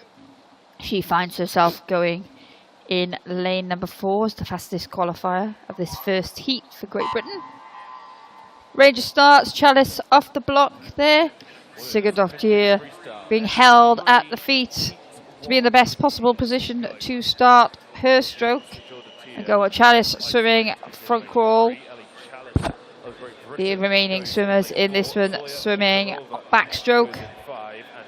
Shuturova coming through strongly behind Chalice, but Chalice has clear water as they go through 25 metres and she leads the spearhead. Yeah, Ellie Chalice is on good form. We saw her in the backstroke yesterday. Again, another swimmer who's had to wait a few days before beginning our main programme. And Chalice into the last 5 now. Her entry time was 47.83. She's under the 50-second mark. She'll be pleased with that. Ellie Chalice saw that 47.83 at the World Championships last year, taking the silver medal behind Marta Fernandez Infante, who's due to go in the next heat. Shirova in second position in 102.18. Sigurdardottir 109.03 in third place. The Icelandic swimmer. Again, another one who's been on the international stage for quite a while, Sonia Sigurdardottir.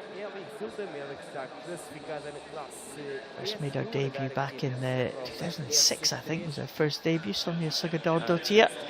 So a long-serving member of the Icelandic team, as Elif Ildem, the S1 swimmer, hits the wall now in 140.55, so just outside her entry time of 135. But Ellie Chalice looking good in her build-up to the Paris Games. Another of the Great Britain swimmers who achieved the qualifying standard for the Great Britain team in the trials a couple of weeks ago, so it'd be a surprise if she wasn't going to Paris later this year. Yeah, that announcement comes next month for the team. Chalice consistently now swimming under that 50-second mark for this 50 freestyle. That's her fastest time of the year, so she'll be pleased with that. Marta Fernandez Infante, who's due to take the start line, the second heat, will definitely be a challenger. Chalice, world silver medalist ahead there of Shirova and Sigurdardottir. As we move on to heat number 2, just 4 swimmers in this second heat as well. A little bit of reseeding of these heats. And there is Marta Fernandez Infante.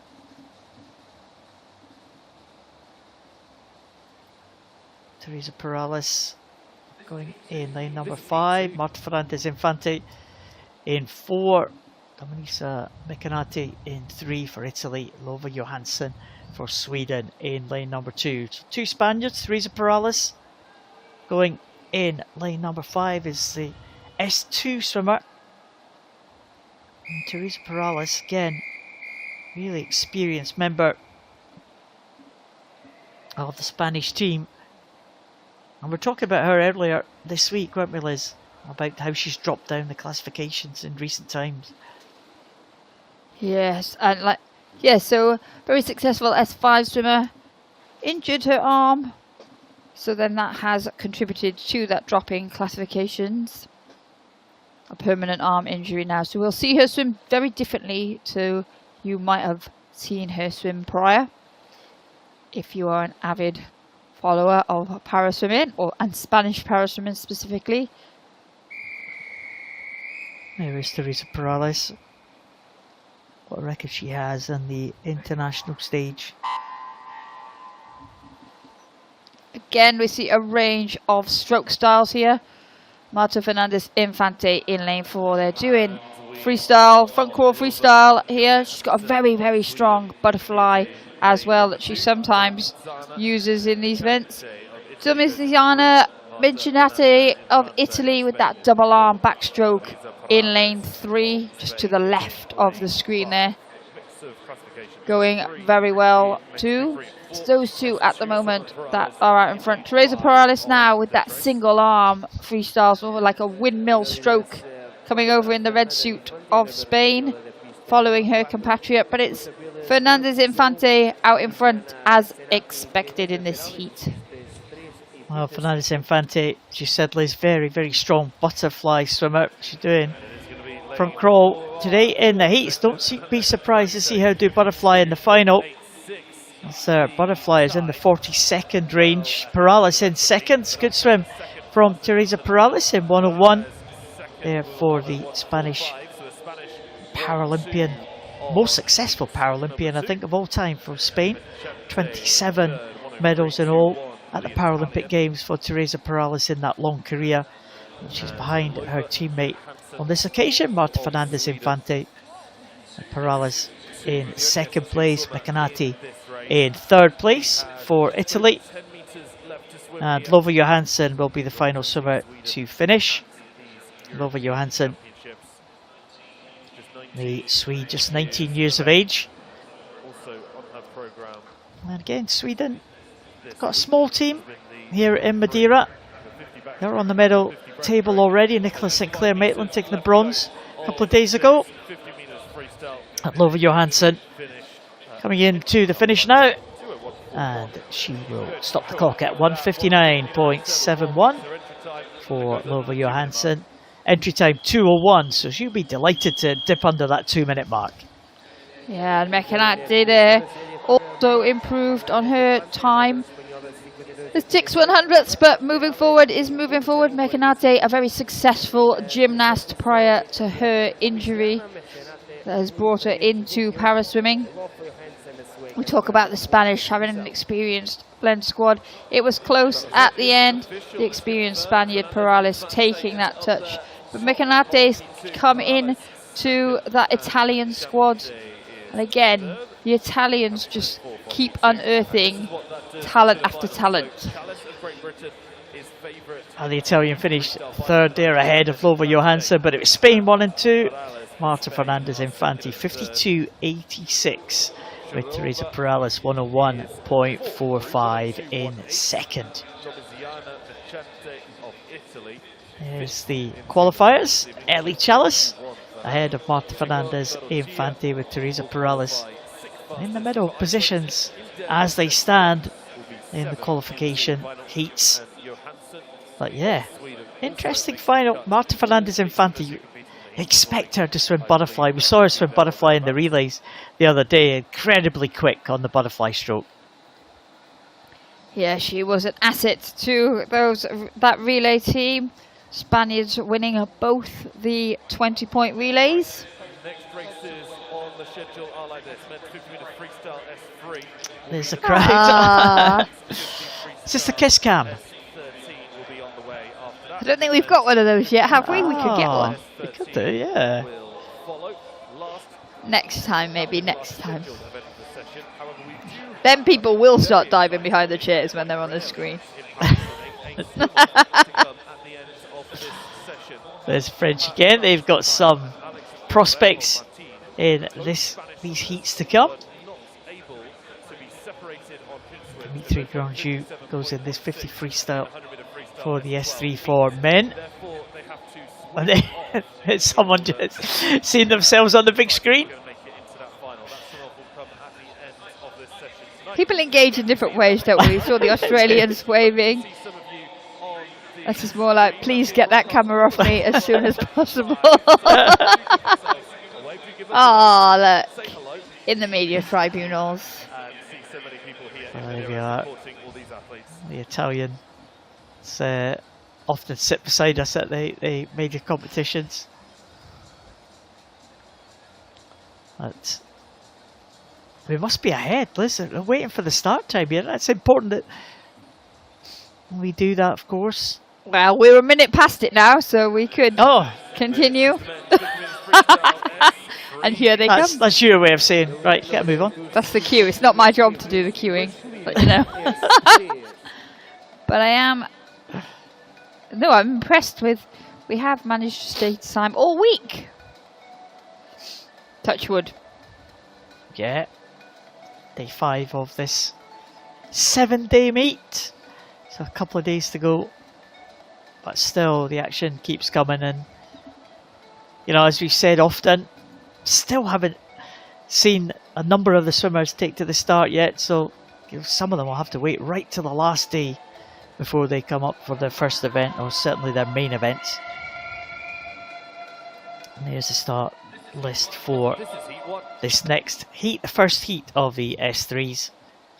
Serai Soltnev, Umut Onlu, Serai Palmarachuk, Josiah Top, Vincent Boni, and Ioannis Kostakis. The closest to us, that'll be Soltnev. Still on the S3 classifications. The men's S3 class, very, very competitive. Vincenzo Boni goes in lane number 6. There's again a variation on that starting technique that we have seen there from Palmarachuk. Yeah, being held at the feet. So he's in position, ready to go. Josiah Toff using his advantage off the block. This is where we see the classification system play out. He uses almost all of that 15 meters that is permitted underwater to give himself the best chance as we see the swimmers chase him down. Umut Onlu going very well for Turkey there in lane 3. Closest to us of those 3 swimmers. And now Palmarachuk coming through as well. Yeah, Onlu was a bronze medalist behind Josiah Top in the individual medley, and Palmarachuk coming through strongly as the reigning champion in this one, and he will get to the wall first. And that time of 45.91, good swim from Onlu. His entry time 50.11, so he's well inside that. Umut Onlu 46.45. Vincenzo Boni and Josiah Top both on the 51-second mark, so you would think that could be good enough for a place in that final. Again, Boni and Top, very experienced campaigners now. There's Boni, 51.36 for him. And it was a really close contest in the backstroke for that 50 metres backstroke. The other day, Josiah Top just getting in behind the Ostapchenko for the silver medal. Dimitri Grandjou with the bronze, but it was very tight contest. I think this 50 freestyle is going to be exactly the same. Yeah, there's been some really close races in this S3 classification group this week, and because of the different ways in which the athletes have to swim the event, it goes right down to the wire, and it's very, very close there. Palmarchuk finishing strongly to get that touch. Vincenzo Boni in that backstroke race was very strong in the closing stages. He seemed to be gaining speed with every stroke. Did, and 51.36 for Vincenzo Boni there to take third place in that first heat, as the second heat make their way out. Josiah Top 51.70 for him in fourth place.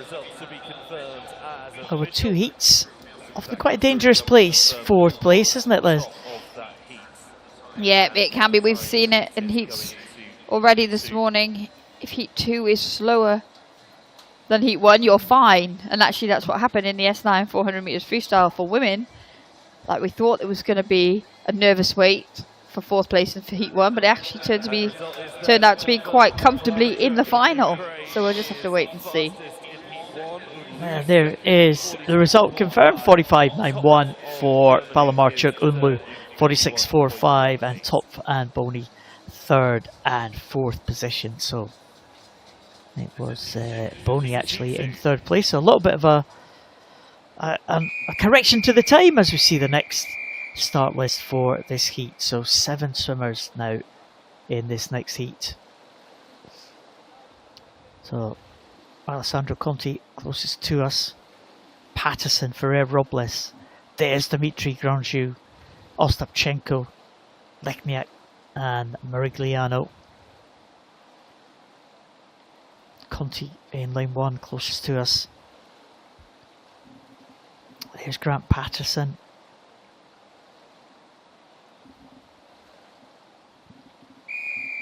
Ferrer Robles was a medalist last year at the World Championships. Ostapchenko in the water as well in lane number 5. So some swimmers going from the blocks, the majority going from the water. Yeah, Conti and Grandjew there in lane 4 went from the blocks. Everyone else starting in the water. Ostapchenko winning that backstroke today. We know what time he's capable of. He's going well with that stroke rate in lane 5, but Dimitri Grandjew, the young Frenchman, going very well. He's the fastest in the world this year, and you can see that he is clear of the chasing field. Ferrer Robles going well as well. Yeah, Grandjew was very close to the European record when he set his best time of the year, 42.13. That European record, 41.41. And he's just outside that again, 43.03. And he gets in first place ahead of Ostapchenko, who finished well to get in just ahead of Ferrer Robles. Lechniak in 51.50. Marigliano 52.35. So it was a quick heat, that second heat. And well, Marigliano might just miss out. 52.33 might not be good enough for that top 8, Liz. No, it does look like Boni will be top of the Italian trio with the swim from that first heat, but Grandjew there looked very strong indeed down at that freestyle. Ostapchenko, another strong swim from him.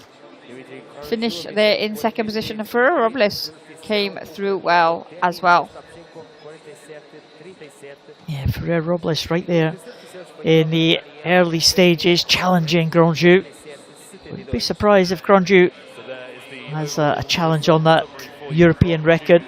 Stood since the Rio Paralympic Games in 2016 to Dimitri Vinohradets, but he was well ahead of the others. Ostapchenko finished well, and Robles too had a good finish there. Finishing on his good arm there, Liz. That's important. Discipline as well, important technique. If you're only swimming with one arm, you've got to make sure you come in on the right side, don't you? Yeah, you always want to try and finish on a full stroke, whatever that looks like for you and your impairment. So Grandjew takes that second heat. Ostapchenko, Ferrer Robles, they will be in the final, as will Christoph Lechniak. So Grandjew Palamarchuk, Unlu, Ostapchenko for Rev Robles. It's going to be another cracking final, that one. Granju will be the favourite, I think. But, well, the medals could go absolutely anywhere. There's the Irish. They've had a good week, haven't they? Barry McClements on the left there, on the right, sorry. Dave Malone. Ellen Keen's not had her best event yet. The Mexicans there, texting away. 50 freestyle now. Continue with the sprints. It's the S13s. Again, 2 heats of this one. Another one that's a combined event, Liz. S12 swimming up against the S13s. Elena Kravtsov, the only S12 in this one. We just saw her walking towards the picture there. Yeah, and as you said, for some people, a difficult double for the men's event specifically tonight. We'll see a few more of those athletes go again. But first, the women. And yeah, Kravtsov there in lane number 2. Polo Lopez, Pergolini, Filou Martin, Latriskaya and Lakebu.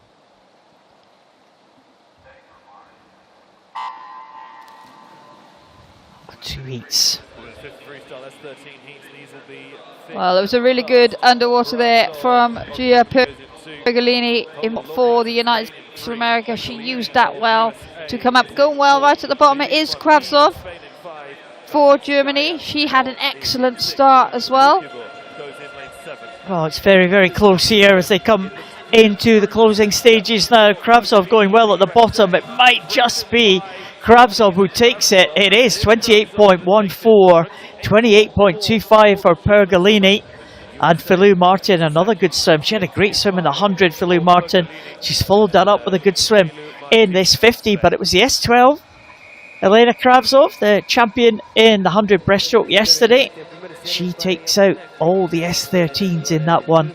Marian Polo Lopez in 4, 28.56. So Elena Kravtsov, good swim for her. It's not unknown for her to go over the 50 freestyle though, is it? As well as her specialist breaststroke. Yeah, we actually do see it. It's an interesting double, but a lot of people do it. 100 metres breaststroke, 50 metres freestyle. Across para-swimming and non-para-swimming, it's a combination of events that people do get involved in. It's the power, and we saw the speed with which she got off the block. She popped up more quickly than Pergolini, but she carried that speed through, and it was very close at the end there. Just 11 100ths per in the top 2 in this first heat. Oh, there's a reaction. That's what we like to see. Elena Kravtsov takes that one in 28.14, 28.25 for Gia Pergolini, and Emma Filou Martin in 3rd place, just ahead of Marian Polo Lopez. 4 100s. And again, is that going to be vital? Well, second heat on its way. Closest to us is Raskola, Joanna Mendek, Alicia Berry, Carlotta Gili, European record holder, Anna Stetsenko, Roshini Ryan and Danica Vanka. That's the lineup for this second heat. There's a lot closer in this one. Off the start, going well. Into is Mendak through the first 25 metres, the experienced Polish swimmer, but there's nothing to choose here as Gili looks like she's trying to head the field. Gili maybe just with the edge there in lane number 4. She is going to be into the wall first. Gili ahead of Bera and Nirian in 3rd place. It's all pretty similar times to where we are on that first heat as well. So it is another great final in prospect, but Gili takes that one. She'll be safely into that final. Alicia Bera's had a good week, picking up a couple of medals again. Another S12 swimmer. They're mixing it with the S13s and coming out in a good position. Roshini Ryan in 3rd, 28.32. 28.2, sorry, for Ryan. Just a couple of tenths behind Alicia Bera. Yeah, Nirian and Anastasenko tying there on that 28.82. Mendak faded to 28.89. It was a race of 2 halves over 50 metres. The fast reactions and then the power of Gili, Bera and Nirian coming through in that second half of the race. It'll be an interesting wait now to see those finalists. Oh, so it's the two Italians, 28.06, 28.60, and 2 on 20.82. Just 7 100s ahead of Joanna Mendat. Danica Vanka with an African record, 29.42. She beats her own African record, first time under the 30-second mark. But Carlota Gili goes through. We do have a tie, but it's a tie for 7th.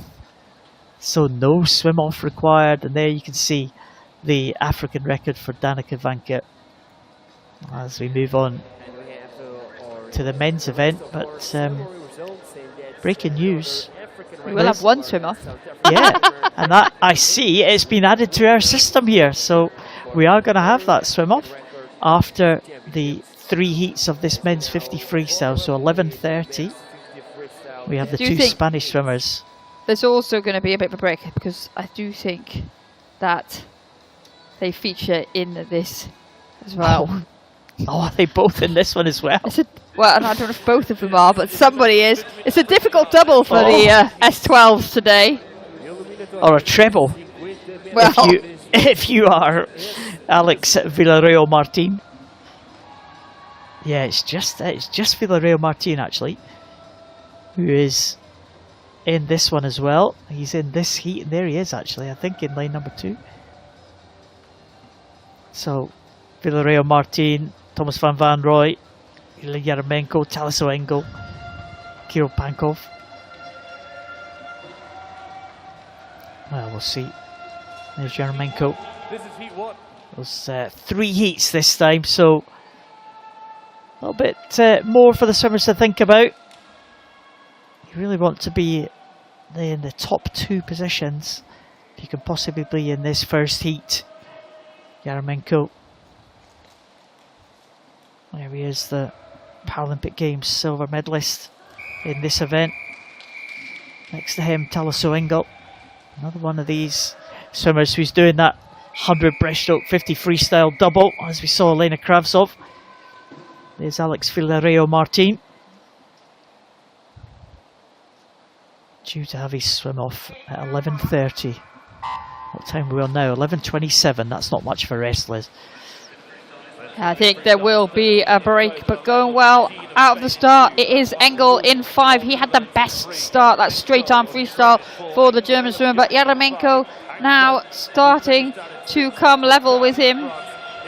Yeah, Yaremenko and Engel, they are side by side here. Yaremenko maybe just showing his power as he comes into the finish, and he will touch in 24.10. That is an excellent time for Yaremenko, very close to his entry time of 24.06. And Engel will be in at 24.36 in second position. And you have to go to 25.42 for Thomas van Rooij in third position. But the 2 middle lanes controlled that one, Liz. They did, and there's 3 heats in this one, so no one could afford to take any time. 50 freestyle, it's always a bit more difficult to pace a heat anyway. You can sometimes slow down in those final few strokes, but you really need to work the first half of the race, which Engel and Yaremenko did very well. Different strokes, Yaremenko with that fast rate, Engel with more of that straight arm swim there, but great swims from the top 2. And the result is confirmed. Yaremenko and Engel 24.10, 24.36. Van Rooij 25.42. Kilian Portal, Alex Villarreal Martin, decent swim from him in 25.80, not too far away from his best. Second heat sees Vladimir Sotnik out, Dmitry Salai, Ihar Boki, Musafar Tursunkayev, Vladimir Sotnikov and Gabriel Steen. Boki, the world record holder in the S13 class at 23.20. Well, Boki away well this morning. Bit of an upset for him in the 100 metres backstroke last night, but he's looking strong here. Already half a body length up, but Dmitry Salai going well as is Tursunkayev.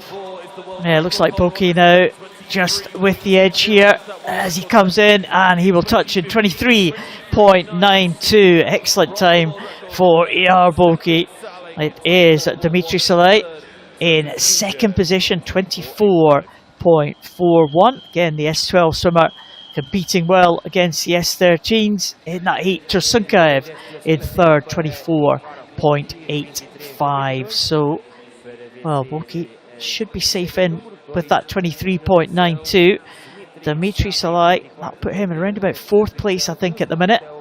And Tursunkaev down in about sixth. So it's going to be very tight for qualification. But Boki looked good there. He got a good start. We didn't see him get a great start yesterday in the backstroke, but it was a good start. Almost his back to his best starts there for Ihar Boki in that heat there. Yeah, it gave him that advantage. Dmitry Salai swam well though. One lane closer to us. He looked strong in the closing stages. Already swam that 100 freestyle earlier in the session. But still all to play for with this final heat. There is the result of that second heat. Ihar Boki confirmed to take it in 23.92. Dmitry Salai 24.41 and Mustafa Tursunkaev in 24.85. So, well, you're looking for something in the 24 second range, I think, to make that qualification for the top 8. Alhambra Moya, Salai, Verchenko, Varaksa, Garashenko and Klippert. And again, not much to choose. It's the centre lanes go well. 3, 4 and 5. Raman Salai, Verchenko, Varaksa. Varaksa, the man with the speed historically. But going well is Verchenko in lane 4. Yeah, and Varaksa just been overtaken at the end here by Verchenko. 24.04. Well, that will certainly be okay to make him into the final. Varaksa 24.15 should be there as well. Great swim from Varaksa. And Raman Salai 24.79, just ahead of Karashenko on 24.81. Well, that is going to be tight to make that final. But good swim at the front of the field there. Verchenko and Varaksa looking very good indeed. Yeah, they look strong. They kept each other company the whole way. Varaksa always away well than that first 25 metres. Verchenko just getting in ahead of his compatriot there. So much power off the block in that one. They knew what they needed to do, and it was really, really tight at the end. Verchenko finishing exactly on the stroke. A tiny glide for Varaksa, which ultimately was where that 11/100th of a second came from.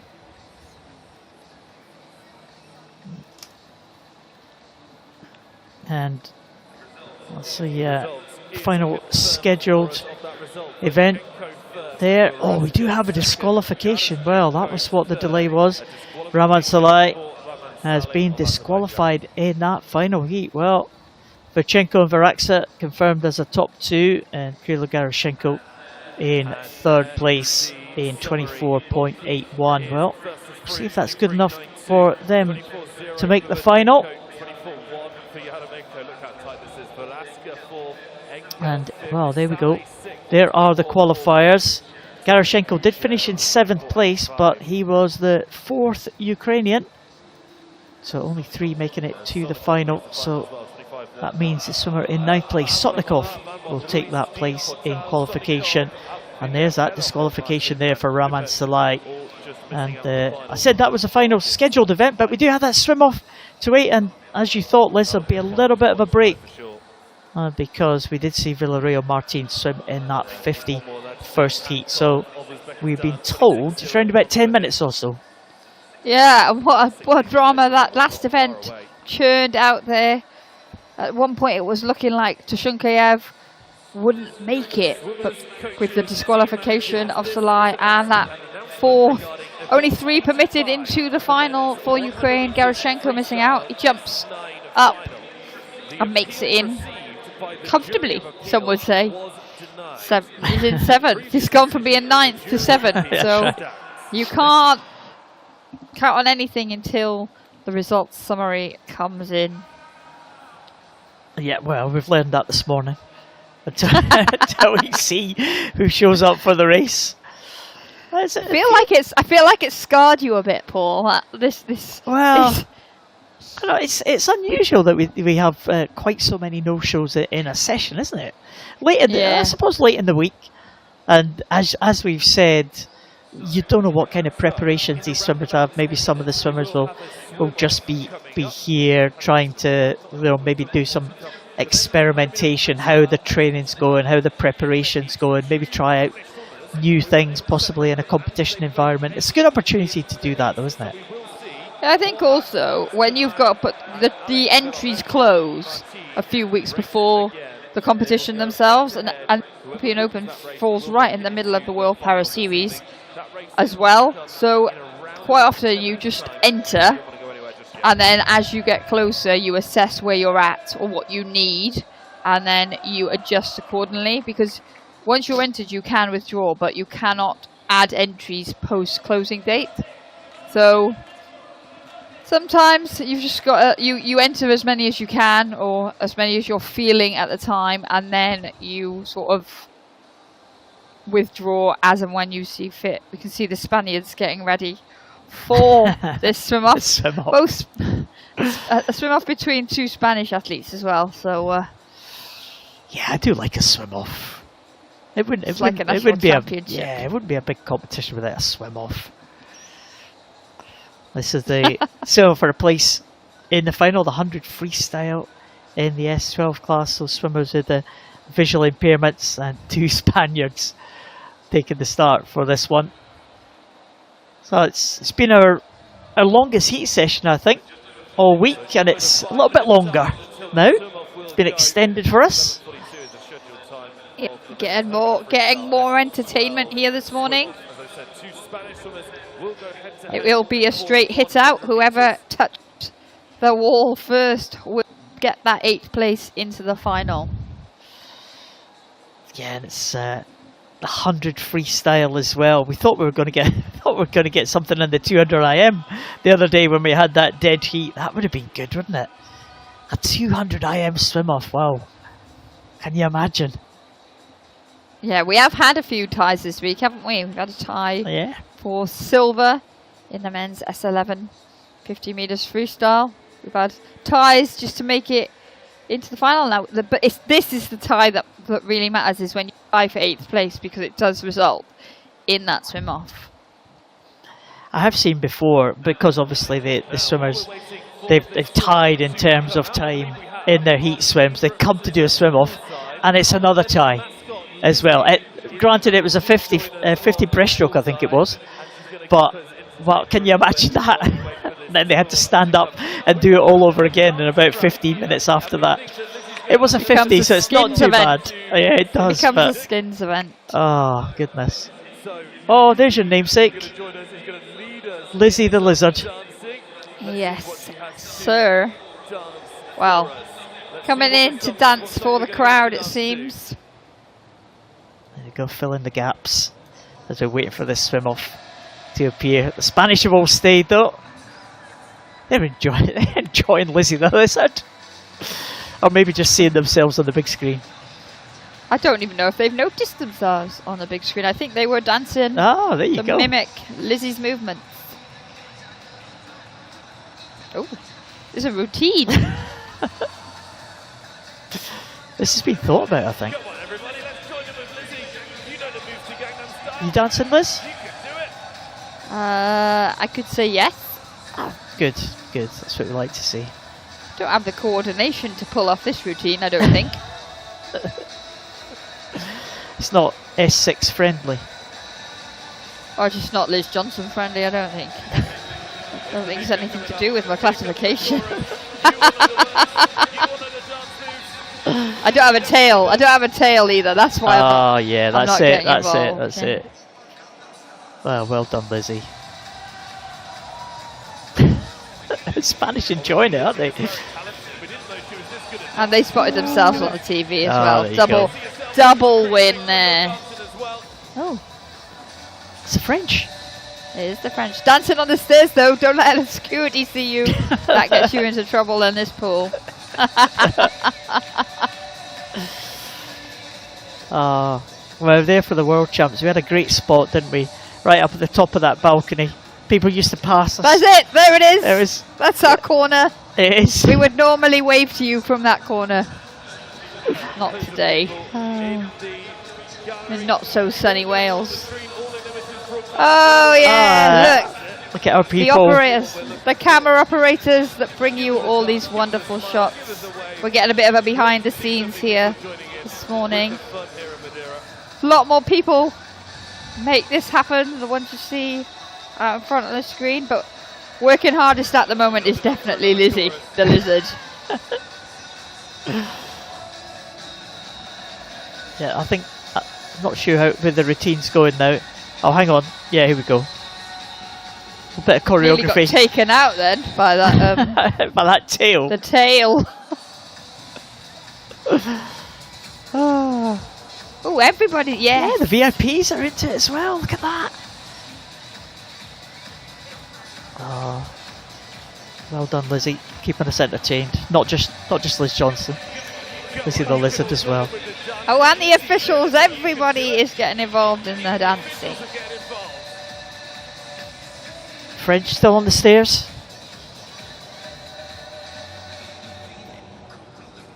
Everybody waiting for this swim off. Better be good. It will be. For somebody, it will be.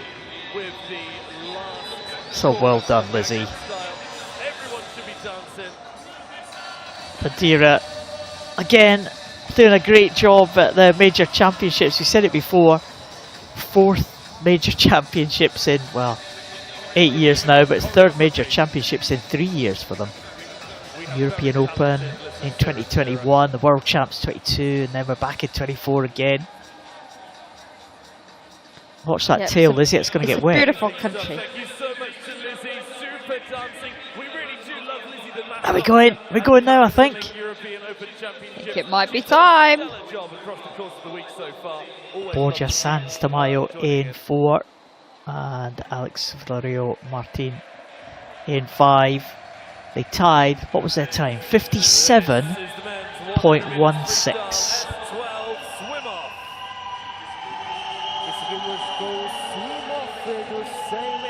Quite often in a swim off, Liz, we see the swimmers go a little bit faster.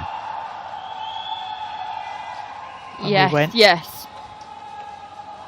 And again, different preparations. Like some people will think that Villarreal Martin, having just swum that 50 freestyle, would be at a disadvantage, but actually not necessarily. You know, a lot of training sets involve maximum efforts with quite a big block of rest in between them. So a bit like a lactate production set here for Villarreal Martin. And as they get off and away, it was Villarreal Martin that had the best reaction time. He's there in lane 5. Yeah, he's one lane up, and closest to us is Sanz Tamayo. they are really well matched, these two S12 swimmers. They're going to go over the turn. It looks like it might be Sanz Tamayo just with the edge there as they go over at that turn. Yeah, Sanz Tamayo turns 27.36 feet on the wall there, 27.64 for Villarreal Martin. But now it's still all to play for. Sanz Tamayo does look like he has the advantage here. That higher stroke rate, the straight arms for the swimmer in lane 4. Yeah, it's not all over yet though. Villarreal Martin beginning to try and come back here, but it might be Sanz Tamayo just into the wall, but it's very close again. Look at this. Oh goodness, it's very close. Wow, 3/100ths of a second separating them. Oh goodness, 57.01 for Sanz Tamayo and 57.04 for Villarreal Martin. Both of them go faster, as you often see in a swim-off. Both go faster than they did in the heats earlier this morning. But 3/100ths, oh, we could have been on for a double swim-off there. It was so close, but it is Borja Sanz Tamayo who takes it from his teammate. Great stuff. It was exceptionally close. 0.28 the difference at the 50. Only 3/100ths the difference at the finish. Villarreal Martin came back very strongly in that last 15 metres. I held my breath there as we came into the finish, but it was Sanz Tamayo that will get his place in the final tonight. Couldn't have been much closer without without, as you say, Paul, having another swim off. Oh, look at this! Into the final few strokes. Oh, absolutely together. 57.01 for Sans de Mayo. 57.04 for Villarreal Martin. What a way to finish this day 5 session. See, love a swim off, Liz. Love a swim off. And that one lived up to the billing. It was really entertaining. So that's us. The session is now finished. We have completed day 5 each session. Real hilarity there within the Spanish. They couldn't believe how close it was. The two teammates from Spain fighting it out for a place in that final. So Sans de Mayo will be back again for that S1200 freestyle final. And please join us. The session will start at 5:30 local time tonight in Madeira. It's been a great heat session. So from Liz Johnson and myself, it's bye for now and see you tonight.